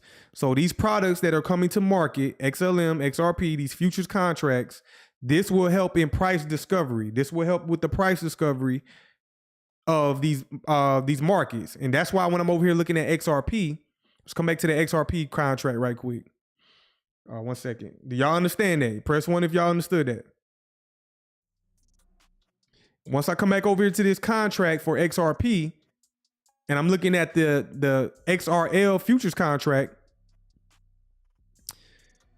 institutions, check it out. Institutions are the only ones that will be able to provide value to move this damn market because it's too expensive for us retail to push these markets. And that's a good thing that they're going ahead and bring that retail product as well. They have to allow retail to participate in these markets.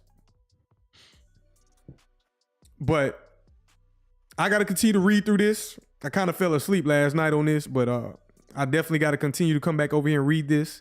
I might need to post it on my channel and certain pages, so I'll see about that if y'all want to come look at it. Let me see. These are definitely things to read about.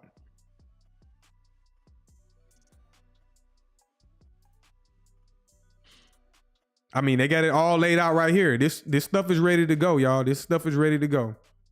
The XRL contract is cash settled. So that they keep telling you that it's a cash settled market. So it's a cash market. So for the people that was like chasing meme coins and shit, like I was always against that because I never traded a meme coin because I know, well, shit, you can go do better in the traditional markets. And here we are, traditional markets being merged with blockchain technology. And they're bringing these derivatives contracts over from the higher institutions. But yeah, I'm definitely going to come read through this. Okay, here we go right here. Trading practices and business conduct. The reportable levels for all contracts covering position limit, position accountability. reportable level, but this is all the contract codes right here. So here we are on this list right here. So right now, Coinbase, they have Nano Bitcoin. The contract code is BIT. That's for the Nano, BIT. We got Bitcoin futures, BTI. So if I go to Coinbase right now or TradingView, let's go over here and type in BTI. See if they pull up BTI. And then there you go right here. You see that right there? Coinbase, derivatives, futures. Select that. And this is a big deal because these things just hit the market. They just literally hit the market. This Bitcoin futures right here dropped in February 25th. Well, back in February. Let me see. Go down to the daily. Yes, February 25th, this BTI, Bitcoin futures on Coinbase, just hit the market. And as you can see, when you see the market like this, spotty, not really, it doesn't really have market structure. That's because it's not liquid yet. It's not liquid. They're setting it up for institutional capital to come into this market to provide liquidity. And then that's when this market will become more structured. It will show a better price action. This is an illiquid market right now, but it just goes to show you is they're setting it up. Let me go out to the weekly. Okay, so right now it's just a 5-day. It's a 5-day market right now. It's just a 5 trading day market. What's up, New Mindset? ZZ, you say so. The futures haven't impacted many assets when going live just yet. Seems like it takes a little bit of you're hitting the nail. You're hitting the hammer on the nail, on the head of the nail. ZZ. They're waiting for institutional sponsorship, but they're already active. We're probably not going to see these things so active until after regulation. So we anticipate regulations to come this year. They're already quietly setting these things up. They're already setting these things up. And here we are. Some of them are already live. So this BTI futures contract, Bitcoin futures on Coinbase is already live. But me personally, because I can just look at a chart and say, I'm not trading that. I would not be in here trading this because it's not liquid. We don't see clean market structure. Once this thing becomes liquid, institutions bringing in their capital into these futures contracts, that's when you see the underlying asset, XRP, start to pick up in volume. My bad, y'all. Yeah, that's when you will see that volume start to pick up in the underlying asset right here, XRP. Excuse me, I was saying Bitcoin. But if we use XRP, which isn't live yet, if we look at those future contracts, they bring liquidity into those contracts, which we just heard the CFTC chairman, former CFTC chairman, say the price discovery is based on the derivatives markets.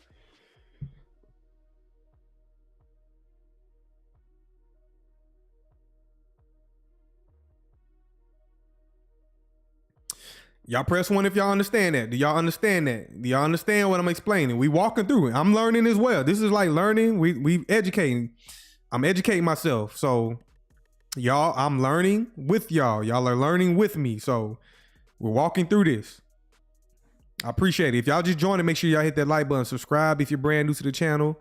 If y'all want to learn how to trade, click that link in the description. So we're all walking through this process for y'all. So I already went through the list of people that want to learn how to invest and trade. And a lot of y'all said y'all want to do both. So here's a start for y'all. Y'all can start by understanding what are derivatives, what are futures, what cryptos can we start trading. Here we are right here learning it together.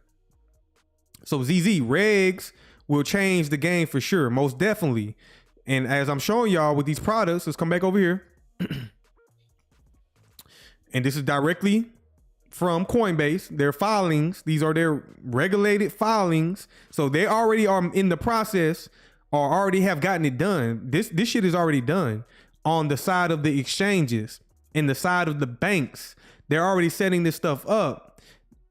All they have to wait on is regulations to confirm and start to designate these digital assets. So We got BTI. We got Nano Ethereum. Remember that Nano is the cheaper contract for affordable contract for retail. So if we're going to get started, we're going to be looking to trade Nano Bitcoin futures, Nano Ethereum futures. They got Ether futures. That's probably expensive. And here goes the contract codes over here on the right. So if you ever want to go look these up, you look them up by their code and go to TradingView and you look them up. We got Bitcoin Cash futures. So these are all the products in the futures market. Litecoin futures. So a lot of people might have thought Litecoin was going somewhere. Well, it's not. They're going to bring liquidity to Litecoin. So Litecoin is probably going to just... Does Litecoin have a utility? Does Litecoin have utility? Let me scroll over. But some of those assets like Dogecoin, we all know Dogecoin doesn't have utility, but it's something to speculate on, especially for retail. For the people that's coming in retail, they're going to want to speculate on Dogecoin or a ETF Dogecoin. All these moves being made behind the scenes screams expansion coming. Yes. It's, to be honest, it's here. That's why that little sell-off, it doesn't bother me. I'm not bothered by it. I don't care about it. I seen it coming a month ahead of time, and that was just another opportunity for y'all to be able to buy the underlying assets.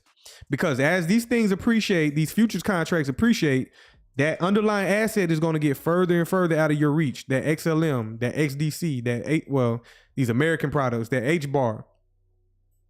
And somebody tell me what's the word on XDC, far as like, are they coming to America? Because I heard rumors of that. Y'all can let me know in the comments. I don't know it all. What is XDC? Because they're not American-made crypto asset. But if y'all heard anything different about them coming to the United States, let me know. That might be a rumor. I don't know. Y'all let me know in the comments. That would be a big deal, though, if they do decide to come to the U.S. But we got Stellar, we got Avalanche, we got Chainlink, we got Polkadot, we got Shiba Inu, we got Hedera futures, we got Nano Solana, we got Cardano. Look how they underline XRP futures right there. You think that's random? They go ahead and underline that right there. And then, goddamn, let me see right quick. Contract size. Yeah, bro. XRP is going to be a heavy hitter. It's going to be XRL. XRL will be the futures contract for XRP. They got gold futures, silver futures, natural gas, and nano crude oils, all commodities. And by looking at this right here, this tells you what are pretty much commodities. They're going to consider these commodities. So there y'all go. Real world assets is what XDC does. And yes, coming to the US. That's all I know. They're real world assets, trade finance. And if they come to the US, that's a big deal. So I'm going to be looking forward to that. All right. Hopefully y'all understood that. Definitely, I'll probably drop this in my comment section on my channel. And y'all can review it. I showed y'all how to come over here and look at this. But let's go ahead and review the market right quick. Let's come back to XRP. Matter of fact, before I come back to XRP, let's go ahead and look at XLM. Let's look at XLM first. Everything is at a great value, and I'm excited because these things are big. I've been waiting for this. By them releasing all this information with the futures, that gets me excited because sometimes this shit could be real dry. So look at XLM. Do y'all think it's random that it drops down to this level? This is a 3-month time frame. I appreciate it, Coleman. Shout out to you. So y'all definitely hit that link in the description. Sign up to the Patreon. Learn this skill set so y'all can learn how to trade these futures contracts at the same time buying the digital asset. But look at this candle right here. We just dropped down with the rest of the market. And do you think it's random that it comes directly down to the top of that fair value gap on the 3-month time frame? This gap all the way over here that they left behind in the market from 2018. We have been in and outside of it several times. And when the market dropped down, remember, I always say, set your limit orders at the top if you want a guaranteed field. And it did exactly that. It dropped down to the top of the gap and it went down to 20 cents limit order. I missed it. I was mad at myself, and that's okay. I'm going to see what it wants to do here shortly. And we're probably not done yet. That's XLM. Let me drop down to a monthly time frame. Are there any other assets that y'all want me to review as well? I know we go through the major ones. We can go through that list over here. We could go look at this list of assets, even though these are the derivatives. But by these being derivatives, I feel like they're important to the United States. So of course I go over Bitcoin, Ethereum. I'm gonna pull up Ethereum here in a minute. They got Litecoin, Chainlink, Avalanche, Polkadot, Shiba, Hedera, Solana, or anything else y'all want to look at. Y'all let me know. I'm being generous today. Law docs. I'm definitely gonna look at XRP. Let me skim through this then. So look at HBAR. HBAR. You said, damn, boss, you're my new best friend. All the other voices are tuned out. Hey, man, don't love on me too hard, man. Don't love on me too hard, but I appreciate it, Jarro boy. Appreciate it. I appreciate the love, for real, for real. Again, I feel like, why can't people just be they self? You know what I'm saying? Just be your authentic self. Be who you are. Stop trying to like persuade people and get numbers and chase numbers. Everybody that subscribed to me, I got let's say 737 subscribers. I feel like it's genuine. I feel like it's genuine subscriptions, subscribers. Like, I'm not out here chasing numbers because I don't need to, because you know why? I know how to trade. I know how to trade. I don't need to depend on YouTube and selling y'all short.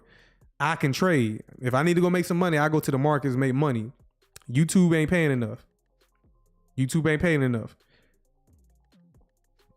And when I go live, it's just authentic. I be freestyling these live streams. I just come off the dome. I don't know what direction I'm gonna go in live. Sometimes I have an idea, but I'm not good at like steering the ship. Sometimes I'll just be winging it, trying to make it entertaining. So I just go off the top and I stick to what I know. I stick to the skills. I stick to what I know, the skill sets. But look, this is HBAR.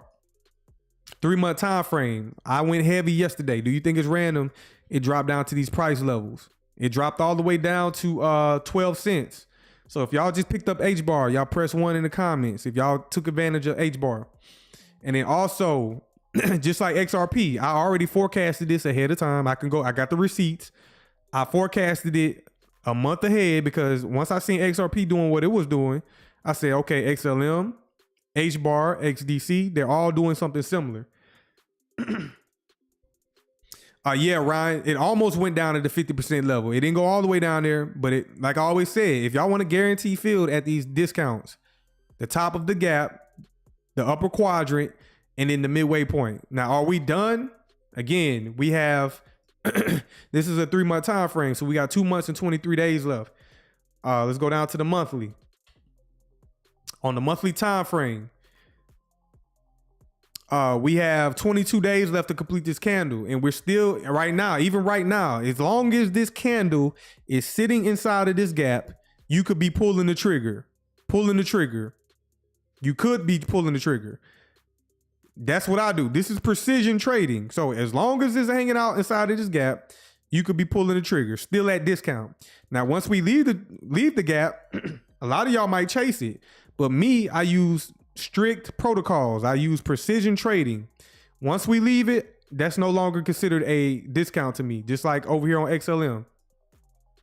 See how XLM drops down? It dropped down to the top of the gap. It barely pierced it, and now it's outside of the gap. I'm not pulling the trigger because I want precision.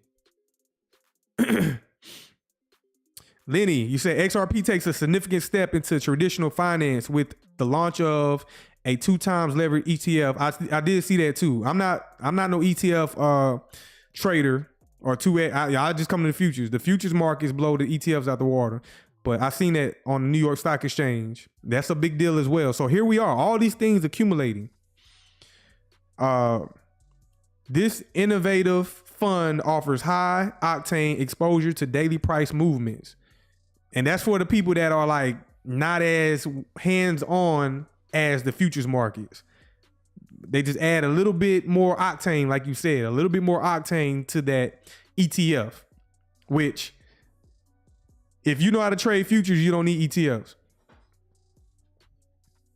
Will being institutional money will bring, oh yeah, most definitely. That's one thing you can't ignore. Those ETFs are bringing institutional capital as long with the futures contracts and whatever else they want to bring. Wait till they start tokenizing stock options on these exchanges. 40 people in the building, y'all. If y'all haven't hit that like button, smash that like button. Subscribe if you're brand new. Right now, let me go ahead to the economic calendar right quick. So Monday, we had a volatile Sunday night Monday. We had a volatile Sunday night Monday. We didn't have no economic news today. We don't have no economic news tomorrow. So right now, the markets are kind of quiet. A lot of people thinking, like I said, I'm gonna come to YouTube in a minute. Let's go look at the sentiment. But Monday, Tuesday, no news. Wednesday, we got FOMC meetings. Thursday, CPI, unemployment claims. And Friday, PPI data, PPI reports come out. And on all of these days, I'm expecting volatility into the market. So remember I said that. Let's come to YouTube right quick. And what I want to do on YouTube is I like to look at the sentiment from the crypto community. And I simply just type in XRP. You can see me live right now. This individual right here, he says XRP bounced back from market crash. Now, do you see that headline? XRP bounces back from market crash. Do you think, my thing is, are you jumping the gun? What y'all think? Do y'all think it's over? I'm gonna ask y'all in the comments. Do y'all think the crash is hypothetically over? Or do you think we still have more ways to go? And remember, I called the market back on February 28th with precision, a month in advance. So do y'all think what this guy is saying, the market is bouncing back from the crash? Everybody is blaming Trump. Sentiment is crazy fear I've seen. It's definitely fear in the markets. Warning, XRP holders, no one is ready for what happens next. 19 trillion keeping XRP holders calm during the market chaos. XRP correction finalizing. I'm just using this as sentiment. The truth about XRP, Nobody will see this coming. Urgent market crash meeting today. XRP whipsaw and Ripple SVP, And I just use this for sentiment. I like to see what the people are talking. And I don't just use this for XRP. I can come in here and type in crypto, type that in. And you could get the sentiment from different markets. Black Monday. So that's what they're calling it. Black Monday. Again, how is it a Black Monday? Okay. Like I said earlier, these people are reactionary to in the moment. But me, I forecast months and weeks ahead of time. So if you missed the beginning of the live stream, I showed you on the live stream that I called the market with precision a month in advance, February 28th. And I was forecasting instead of being reactionary in the moment. So y'all waited today to call this a Black Monday. Is it really a Black Monday, or was this already predicted and forecasted? Why markets will close green despite Black Monday? So yeah, they're running with the Black Monday. So Bitcoin breaking, Trump trauma, tariff crash, and more. Disaster for Bitcoin and Ethereum. That's what I need to pull up. I'm gonna pull up Ethereum here in a minute. We're gonna take a look at Ethereum. And I do that for everything, y'all. Like, I use the internet as a tool. This is what y'all should be using it as, because everything that I do, I fade and I go against the grain. I don't think like retail. I think like institutions. It's not that I'm some type of, intelligent person. I'm intelligent, but I'm not no better than nobody else. I was just trained. I had a mentor.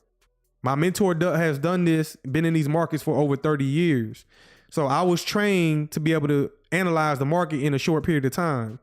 And by y'all watching me, I could possibly be your mentor. And I can cut a lot of that noise out in a short period of time. So you definitely have to get some type of mentorship when you want to analyze these markets. So that's why I'm not nobody special. I'm just an average human. I'm human. But I do this type of sentiment analysis where I will come in here and I'll type in, like, for example, economic news. And then I come over here, I like to see, okay, what's the narrative? This is how I know. Oh, tariffs is the narrative. Recession is the narrative. Oh, they're calling it a declaration of war. And okay, I use that as sentiment, knowing that the Federal Reserve is controlling everything, knowing about who's in control of the markets, who's in control of the media, who owns everything, the BlackRocks of the world, the central banks. They control the narrative, and the narrative is already priced into the market. So that's how I know it in advance. So That's how you do that. That's the sentiment. Let me pull up Ethereum right quick. ETH. Because ETH has been bleeding real bad. ETH right here. Boom. Ooh, that's not looking good for Ethereum, man. I haven't been on Ethereum in a while, but look what this was a 3-month time frame for ETH. Man, this is bad for Ethereum. But let's see what they want to do. They drop it back down to discount. What market profile are we currently in for Ethereum? What's the profile for Ethereum? Y'all tell me in the comments. What market profile are we currently in? And this is the long term 3-month candle or 3-month chart. Every one of these candles take 3 months to complete. ETH is a graveyard kind of consolidation. Yes. Yes, on the macro zoomed out perspective of consolidation. But if I drop down to a lower time frame, Scott, this will be a sell program. So yes, on the 3-month, we're in a consolidation. But as I drop down, let's say to the monthly, what market profile is this right here? And it's been consecutive. So for the past 1, 2, 3, 4, 5 months, Ethereum has been selling off really bad. Really bad. So over here to the left, this is a buy program, market maker buy program. Over here to the right, this is a market maker sell program down to discount. So if I drop down to the weekly, from the monthly down to the weekly, look at that consecutive week sell off, low resistance liquidity run. All it's been doing was taking out old lows below the market where they left behind pending orders. So again, somebody, for example, let's come back over here right quick. Let's come back to Coinbase. Let me go back on Coinbase. Nano ETH. What else they got? They just got Nano ETH. So for example, people might be saying, Ethereum is bleeding, is selling off. But what about those institutions that are in here shorting the market, trading derivatives? And yes, you better believe the institutions have been doing it in an unregulated environment using Tether. They've been doing that forever until now we're coming to a regulated environment. But how many people are savvy enough to come in here, learn how to trade, and trade this market, Ethereum? So for every 50 cents, that's 5 cents in value, and short the market all the way from a premium down to a discount, and been doing it for weeks, only looking for sales. How many people are savvy like that? And that's why I'm trying to tell y'all over here. So from the weeklies, go down to the daily. Many opportunities on the daily to sell the market short. For example, what is this right here? Y'all tell me in the comments. If you're brand new, just pay attention to the comments. What is this right here that I'm highlighting? What is this?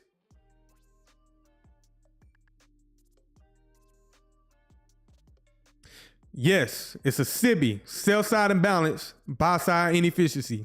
So I'm gonna highlight that. This is a sell program. Highlight that right there. So is it random? You wonder how I know how to call the markets ahead of time. But you see the SIBI. Is it random that the market trades lower and it returns back to it one time? It offers one time to get in the market, to short the market. And that's what we're going to start learning with the futures, the XRP futures. The crypto futures. We trade up your limit order. You set it at the bottom, just like I showed y'all on. Let me come over here right quick. See that right here, HBAR? Remember I said, if you want a guaranteed fill, you set your limit order. If you're looking to be a buyer, you set your limit order at the top of the gap. That's a guaranteed fill. Your order will be triggered. You're in the market. So for the opposite of that will be over here, this SIBI. If you want to short the market, you set your limit order directly at the bottom of the gap. It trades up into it. You get a guaranteed fill. Guaranteed fill. Let me drop my Fibonacci from the high down to the low. And it fell just short of coming up a little bit deeper into that premium. Remember, this is a premium. We short in premiums, we buy at discounts. We short at premiums, we buy at discounts. So if we're looking to short the market, price trades up into the SIBI. It triggers your limit order and it falls short of that 0.25 level. It gives you one opportunity. And then the market starts to sell off.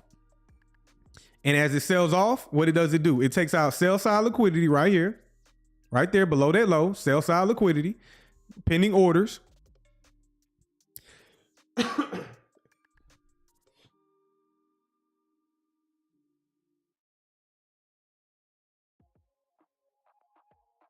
My bad, y'all. Gotta get some water. Doing too much talking.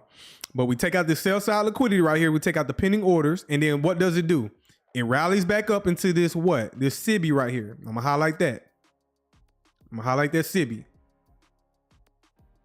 That's another opportunity to get in the market after taking out sell side liquidity, which is pending orders below the market. We drop down there, take out that liquidity. And then look how many opportunities. Instead of one, they gave you several opportunities. 1, 2, 3, 4, 5, 6, 7, at least 8 opportunities to get into the market. And as we start to move away from a deeper premium, those higher premiums get more, they're not going to give you that opportunity to get in at a premium, a higher premium.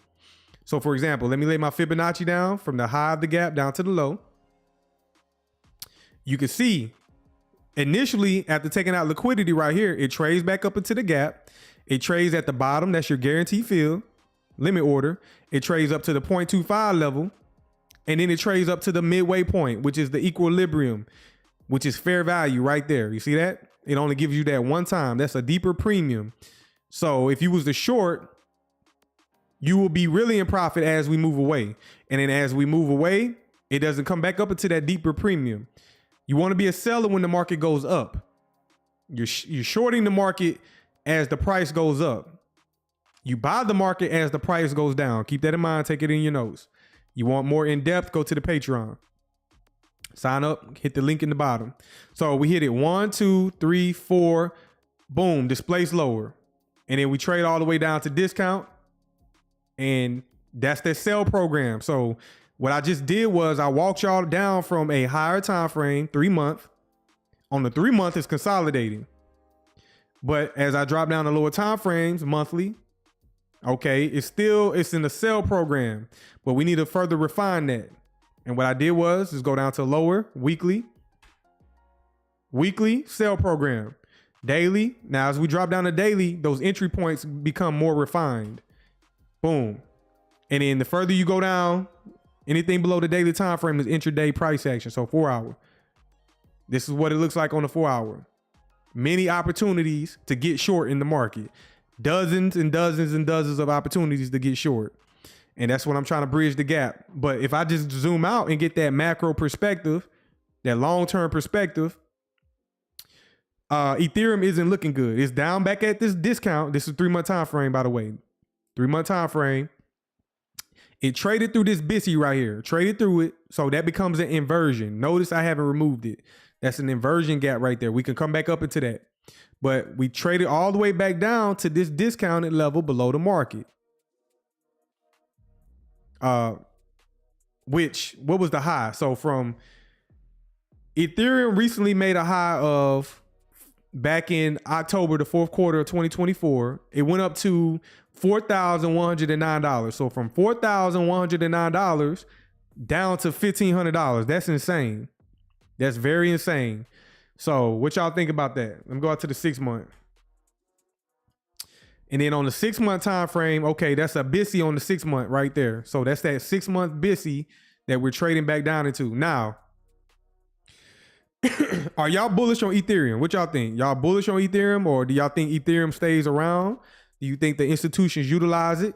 What y'all think? Are they going to have utility in the future compared to some of these more advanced blockchains? What do y'all think? Because if Ethereum decides to go any lower, I'm going to be looking at this level right here. I'm going to be looking at this. Oh, Ryan, you said no. So that means shit. This is going to zero. So are you saying Ethereum is going to zero? But if it comes any lower, which I don't think it's going to come any lower. Me personally, I don't think it's going to come any lower. It can, and I can be wrong. That's the thing. Another thing, y'all. I don't think y'all have seen me be wrong too many times. But I'm here to admit I'm human and I can get it wrong. And that's part of analyzing. I'm more accurate than wrong though. I have more precision than I am wrong. So you definitely gonna get it wrong at times, and that's okay. And I ain't afraid to show y'all that I'm wrong. I actually want to give you examples when I'm wrong. But is it random? Look at this 6 month fair value gap.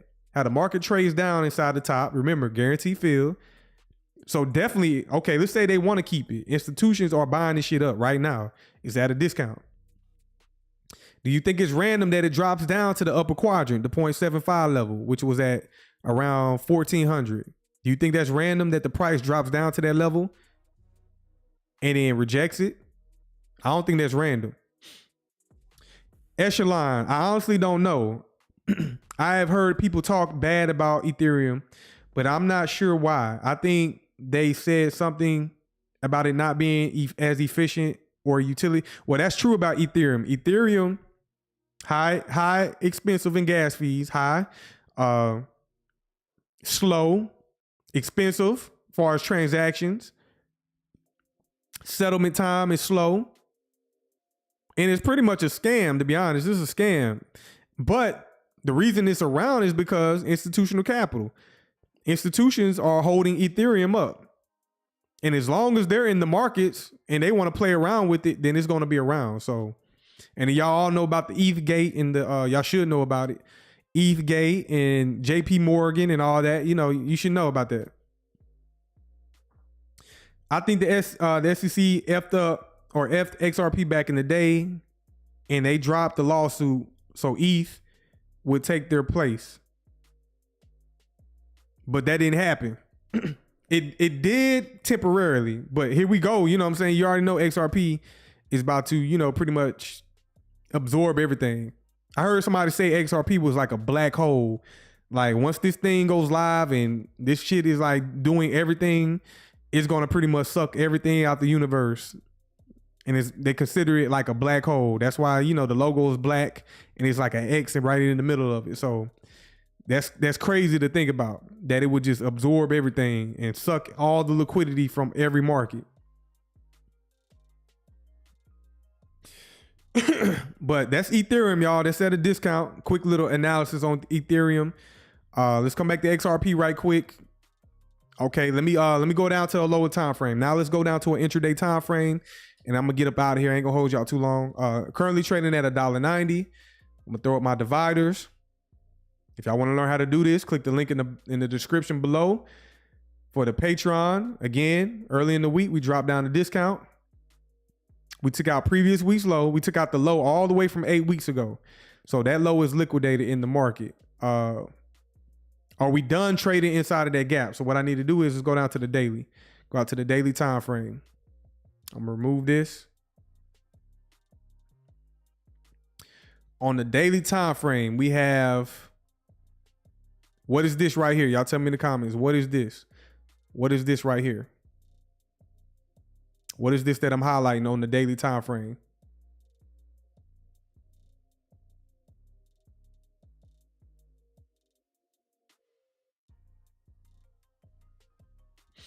There you go, Coleman. It's a SIBI. It's a sell side imbalance, buy side inefficiency on the daily time frame.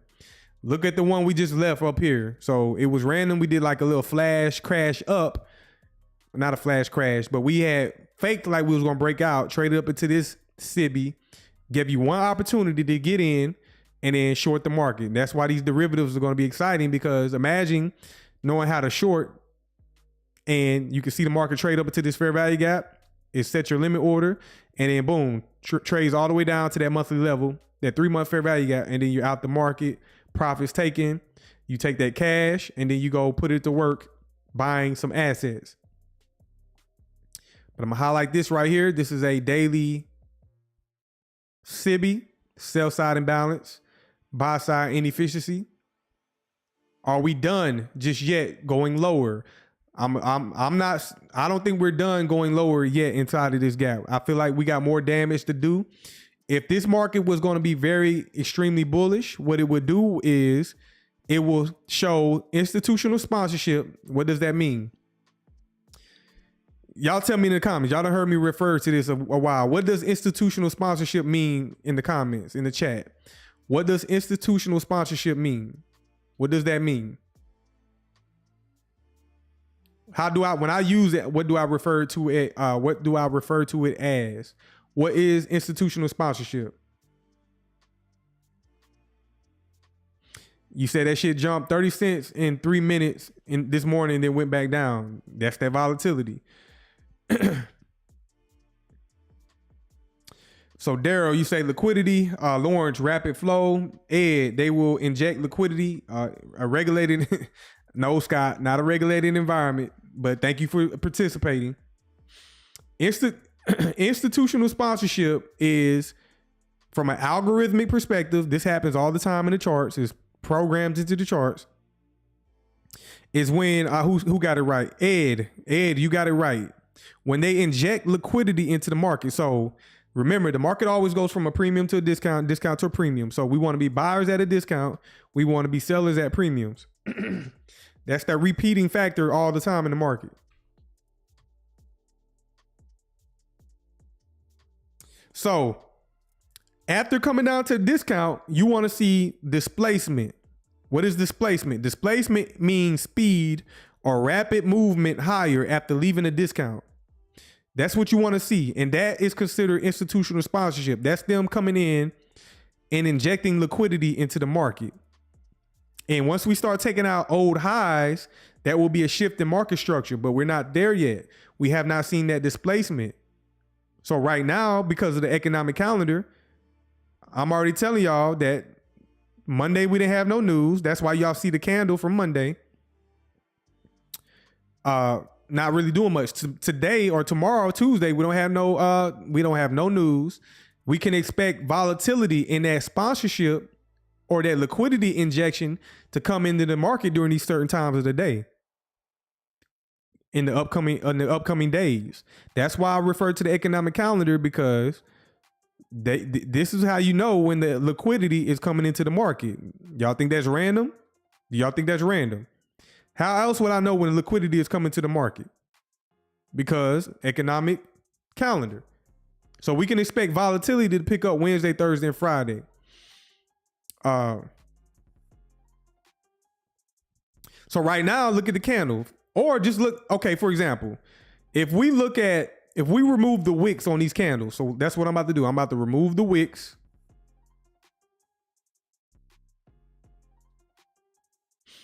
One second, I'm gonna remove the wicks of the candles. And if we just remove the wicks of the candles, we never technically drop down to that discount. Y'all see that? That's what I just did. I removed the wicks. And I'm just showing you the bodies of the candles. Inside of the bodies, that's where the volume is. That's how I determine volume. I look at the candlesticks. What is considered low volume? These candles right here. You see this candle right here that I got highlighted? That is a low volume. There was no volume in that candle. There was no liquidity being pushed around. What does it look like when high volume enters the market? This type of candle right here. That's a lot of volume pushing this asset. Remember, XRP is going to have trillions and trillions of dollars flowing through it. So that's a movement like this is a lot of volume, a lot of capital being pushed in the market. So this was a high volume day. And then look what we did yesterday on Monday or today. Even though we did a lot of damage with the wicks, yeah, we traded down, we traded up, we consolidated, but we eventually closed like this. So they injected liquidity inside of this candle. They injected liquidity into this candle. Yes, it went down, took out old orders, went down to discount, triggered orders, and then it eventually closed. And it didn't really do much. But right now, look at the market right now. You can see it right now live. This is live price action. You can see the volume being pushed right now on lower time frames. It's Asia. It's 9:40 in Asia. Excuse me. It's 9:40 p.m. Eastern Standard Time. It is the Asia session. So the wicks do the damage. The bodies tell the story. If you never heard that before, the wicks do the damage. The bodies tell the story. And you can pretty much see when there's liquidity injections being pushed into the market on these larger candles. And then on these sideways consolidated candles, that's low volume. They're not in the market. They're not in there sponsoring the market. So let me go ahead and pull back up these wicks. And that's what it looks like with the wicks. Look at the fair value gap. So there's a possibility, probably sometime tonight, sometime in London, we trade up into this. So it's going to give the illusion that, okay, we left the discount. We're going higher. But no, this is an inefficiency. They only offered selling and no buying inside of this range. Or if they don't want to decide to go up there, look at the ghost pool. We can use that as a premium array. See the ghost pool from this opening, the opening price of this candle up to the high. These are specific levels in the market. Look what price has done so far. Look at the wick. We trade up into that, the opening price. And now we're just ranging on lower time frames. If we want to go any higher, here goes those ghost pools that we can refer to. And if we want to blow through those, we got the SIBI above the market. We got the discount low, the midway point, and the premium high of the SIBI. So here we are. This is this type of stuff I'm saving for the Patreon. But here I am. Hopefully y'all paying attention. I'm giving y'all my bias. So let me ask y'all this right quick. We need to determine a daily bias. So on the daily bias, what do y'all see us doing? Do we want to come up, take out the previous day's high, or come down and take out the previous day's low? That's your daily bias. So what do y'all see?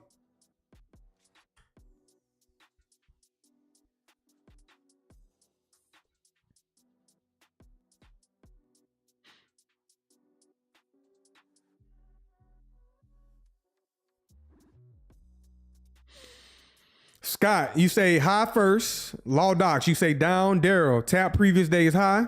Coleman is going down. Ryan, you say high. ZZ, high, then lower. We definitely can take out both sides.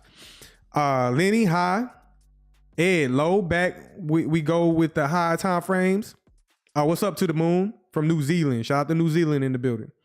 So how do we determine that? How can we get a closer look? So you already know we dropped down, took out the discount, went down the discount, higher time frame, and then look at the price action. What's the market profile right now? This is a 1 hour time frame. What I'm doing is I'm looking at the weekly ranges. Y'all tell me in the comments, what's the first thing I look for once I drop down intraday? Let me know in the comments. And for y'all that are new, pay attention. Yes, we're consolidating, but what condition? What condition? What condition? Are we in high resistance or low resistance? High resistance or low resistance? Yes, Daryl, we're in a high resistance liquidity condition, meaning a lot of choppiness right now. So if you was in here trying to trade, I wouldn't advise to be in here trading. You want to be in low resistance market conditions. So what I'm gonna do is I'm gonna highlight the previous day's high and the previous day's low. That's how you determine the liquidity, where the orders are in the market. So now I'm gonna highlight the previous day's low. Right here, we got the buy side and sell side liquidity from Monday. So now we know where the orders are. And then if I want to look out a little bit, let's go ahead and find the high from Sunday. So I'm gonna highlight the high from Sunday right here. So I'm framing up the market. This is how you frame up the market if you want to start looking for those opportunities. So we determine where the liquidity is. Now on the 15-minute time frame, we're currently in Asia. Asia starts at 8 p.m., 12 p.m., midnight, Eastern Standard Time. I want to determine what we did in the previous session. So before we went into Asia, we was in the New York PM session. That starts from 1:30 p.m., 4 o'clock. 1:30 p.m. to 4 o'clock p.m. So far, that whole session, we liquidated both sides of that session. Next, I want to look at the lunch hour, the New York lunch hour. That is from 11 a.m. to 1:30 p.m. And what I'm doing is I'm looking for the highs and lows during those hours. So 11 a.m. to 1:30. So I'm going to determine what the liquidity is. This low right here, this low was from 12:45 during the lunch hour. Right there. I'm going to highlight that. I'm going to draw it out in time. That's sell side liquidity. The high from the lunch hour was taken out. So the PM session high and the lunch hour high has been liquidated. And then right here during the AM session, the New York AM session, we took out the, during the New York AM session, we formed the high of the day. So we know right now we got sell side liquidity resting below the price, current price, and above price. Okay, now what did we do during London? London session was from 1 a.m. to 5 a.m. So we already took out the London session high, and then the low from the London session was created. Excuse me, the low of the London session created the low of the day. And I'm looking for 8:30 a.m. During 8:30 a.m., that's the beginning of the AM session. And here goes that sell side liquidity right there. And you notice I'm not using my dividers for this. I'm just looking at price. I'm looking at price and time. The time is below the chart, and I'm just looking at the price levels. Or the time levels, my bad. But here we are framing up the chart. Here goes the liquidity. So, okay, y'all, a lot of y'all, we are intraday. We on lower time frame. So I took y'all from the daily time frame down to the 15-minute time frame. So anything below the daily time frame is intraday price action. So my focus is right now Asia session. So let's drop down to a 5-minute time frame. It is currently 9:47. We're just ranging. You can see entire Asia. Let me throw up some dividers for Asia. From 8 o'clock p.m. And we pretty much been ranging since we dropped down during London, during discount. Overnight, we dropped down lower. And ever since then, we just been sideways trading. So we're in a consolidation. So right now, in between these two vertical trend lines, this is the Asia session. We already can see right now, we got some minor buy side liquidity building. So you see these equal highs. Anytime you see highs that are stacking on top of each other, you want to reference that. Those are equal highs or relatively equal highs. Those are minor liquidity pools. They're stacking buy orders above the price. So I'm going to highlight that. And y'all might think this is random, but again, I have already proven that this shit ain't random. These things repeat over and over again. Right now, current price action. We're retracing. What is this right here? Y'all tell me in the comments. What is this? You can see price reacting to it right now, real time, 5-minute time frame.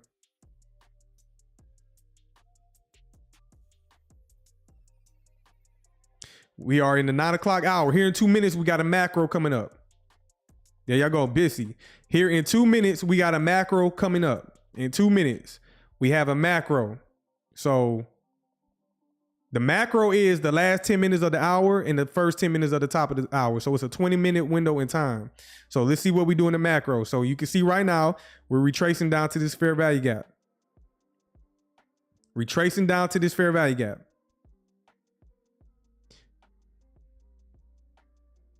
Next thing I'm gonna do is I'm gonna lay out a Fibonacci. Y'all already determined that y'all want to see price go higher. Majority of y'all.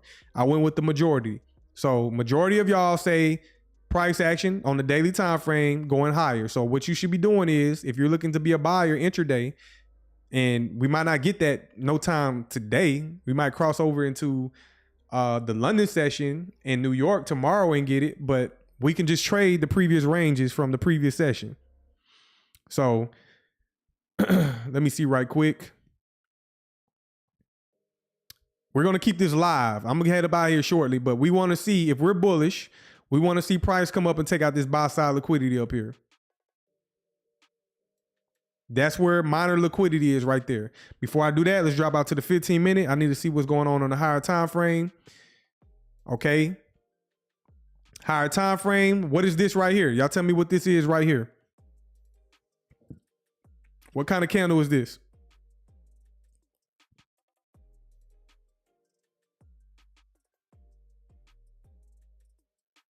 And this formed during the lunch hour during New York AM session. What kind of candle is this? Okay, bullish order block. Yes, bullish order block. Shout out to you, Daryl. So you take a vertical trend line, draw from the opening price of that candle all the way to the right. Look at the precision. Again, can't make this shit. Can't make it up. Can't make it up. I gotta stop cussing. Got children watching. Can't make this up. It is a bullish order block. Bullish order block.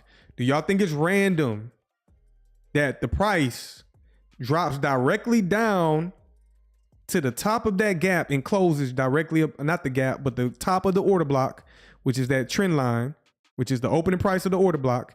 Do you think it's random that these candlesticks trade directly above it? They just pierce them and then boom, displaces high. And that's what I mean by displacement and sponsorship. This is sponsorship on a lower time frame where we drop down to the order block and then you see rapid movement higher, just like that. You see that? And then from the 15-minute back down to the 5-minute. Do you see what's going on? This is how you get in sync with order flow. So again, this is what I'm trying to show y'all on this is what I'm trying to teach y'all how to trade so that y'all can take advantage of those derivatives products that are coming to the market, because again, I'm going to be buying and selling in both directions, not complaining, taking advantage of price action.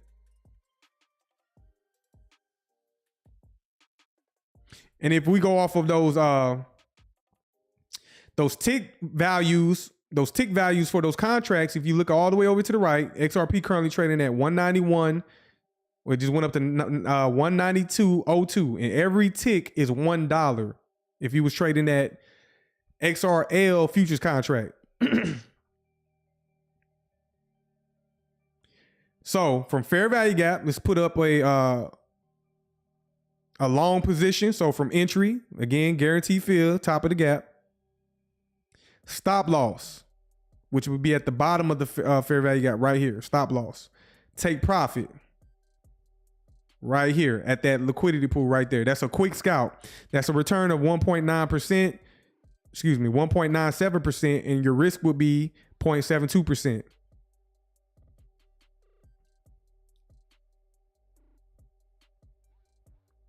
This is what y'all come to see. But again, this is going to be for the people in the Patreon. So if you haven't done so already, subscribe to the Patreon. Click the link in the description below.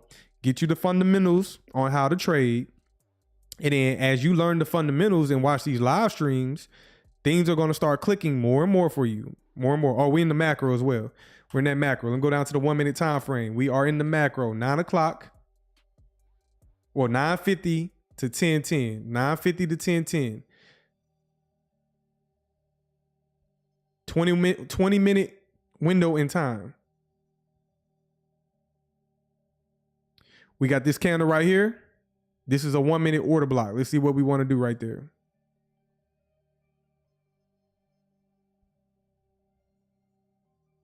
And again, I'm on the 1 minute time frame. This is day trading concepts. Going internal range liquidity. Now we're looking for external range liquidity. So sometime during this macro, I'm going to be looking for price to explode higher. And it's kind of low resistance right now on this 1 minute time frame. Okay, we already took out that liquidity right there. So I'm going to remove that. After taking out this high right here, retracing back down to see if we want to touch the top of that fair value gap. Also, BISI on the 1 minute.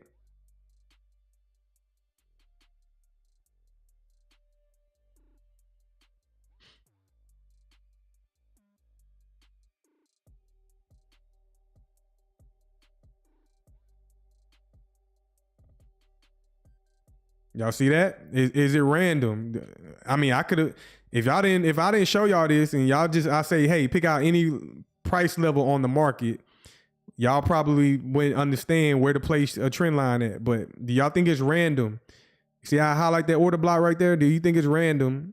Now we could continue lower, but do y'all think it's random that price reacts directly to that level? That should be impressive alone, that price is reacting directly to that level right there. That should be impressive alone. You see how price is reacting to that specific level. How do I know that? How do I know that? Again, if I would have just showed y'all any of these charts,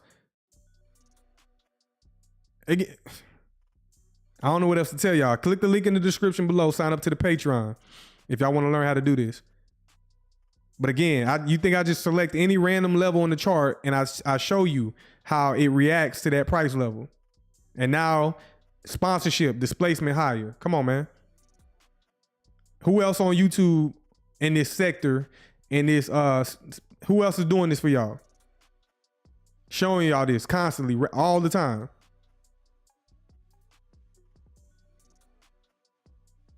And I'm definitely going to run up a bag once those derivative contracts come available and there's more liquidity in that environment. So again, hey man, I don't know what to tell y'all. I don't know what to tell y'all. If you want to change your lifestyle, if you want to learn something new, if you're struggling out there, if you want to make some extra money, you need to increase your skill sets. And this is one of those skill sets that are one of the best skill sets to have in the world. One of the best. So again, I can't tell y'all, again, that 1 minute fair value gap trade 1, 2 gone. 1, 2 gone. Now look what I'm looking at right now. This candle's going to close here in 18 seconds. I'm going to be looking at this candle right here. Let's see if we use that candle right quick. That's another order block. That's considered a propulsion block. Again, I will cover that in the Patreon. Propulsion block.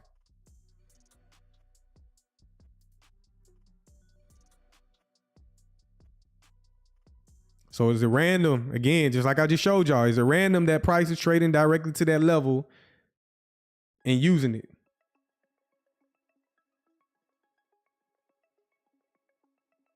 You said it looks like it's scared to touch the trend line. I don't view it like that.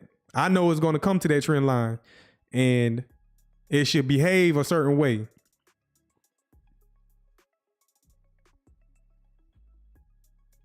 Go back out to the 5 minute.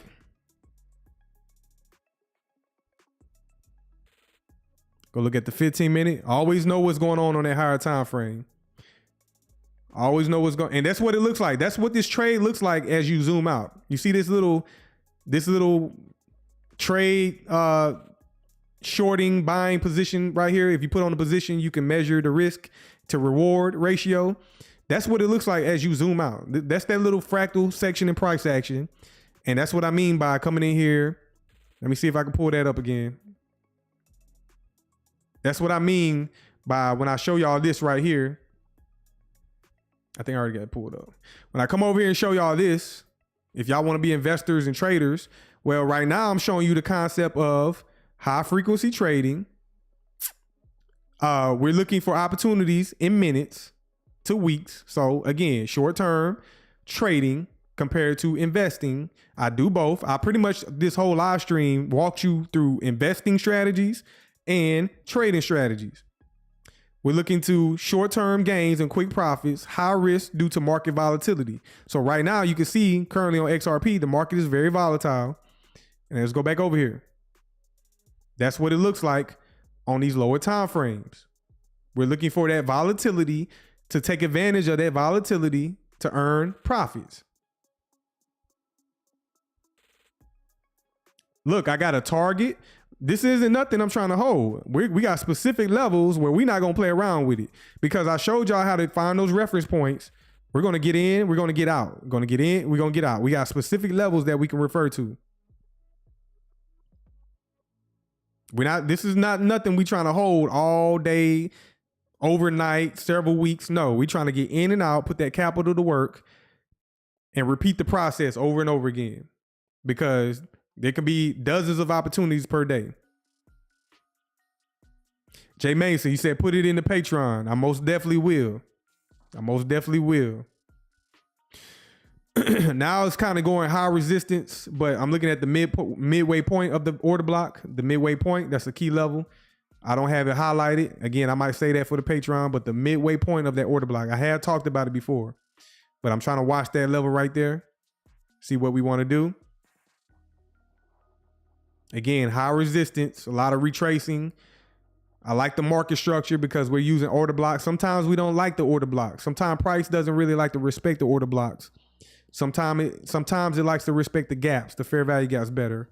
I prefer gaps over order blocks, but order blocks definitely work as I'm highlighting right now. Ed Guzman, Ed, you said that's what I mean, boss. They are scared of your trend lines. It follows your direction. It's almost like I'm in control of it, right? It's almost like I got my hand in the market and controlling price. We drop out to the 5 minute.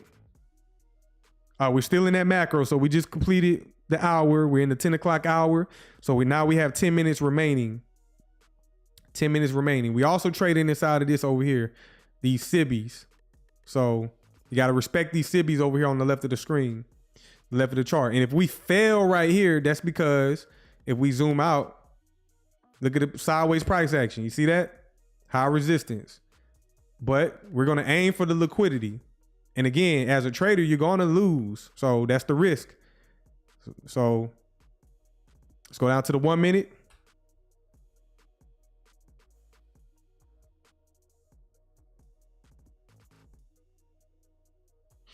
Five minute. Let me show you where I would place my stop loss at. Stop loss would be right here. Stop loss. Right at that low of that candle right there. Take profit up here. And the risk to reward is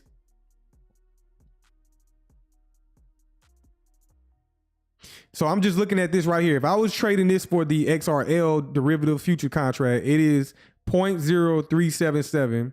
That would be 1, 2, 3. What would that be, man? I need that's crazy, bro. That the drops are gonna be like $1 per drop. That is insane to me. So that's gonna be this is gonna be a highly liquid asset, bro. It's gonna be real highly liquid. But look how we displacing higher. Look how we displacing higher after dropping down. Remember, I told y'all the midway point of that order block. Let me take a Fibonacci on the opening price down to the low. See that? Do you think it's random? Do you think it's random how, look at the midway point of the order block. We trade down into that and look where that candle closes. Not the wicks. Forget the wicks. Look at where the body of the candle closes. And then look where this candle opens up at. Do you think that's random? Do you think that's random? Look where this candle body closed and then look where this candle opens. And now we're trading back down. High resistance. Oh, my bad. It trades back down to the midway point of that order block and rejects it. But if we just zoom out, high resistance, consolidation. So you're going to have to endure this. If we fell below that, we come down to the top of this order block right there.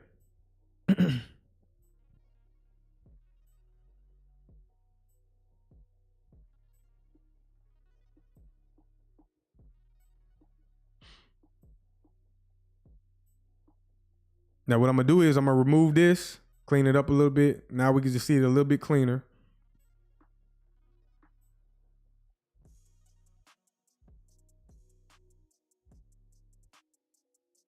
And y'all know what I'm about to do. I'm about to head out of here. I got some things to do, but I'm gonna leave this running. I'm gonna leave this up and running to see if we want to come up, take out that liquidity pool and give y'all an example. And if we fail it, I'm gonna end the live stream, but I'm going to the 5 minute. But I definitely appreciate y'all joining. Make sure y'all come sign up to the Patreon. Hit that link in the description below. Hit the like button, subscribe to the channel if you're brand new. And we got more things to look forward to. So I definitely appreciate y'all joining. Let me bring this back up, XRP. And we're going to watch price action, see what it wants to do. Y'all can hang out, watch it, or whatever. I'm going to be in and out watching it myself. But I got some other things, other business to tend to. But I appreciate y'all joining. It's been a good one. Definitely go back and watch the live stream. I think there was a ton of value, a ton of insight inside of this live stream. So you might want to go back and watch it if you came in late or missed it.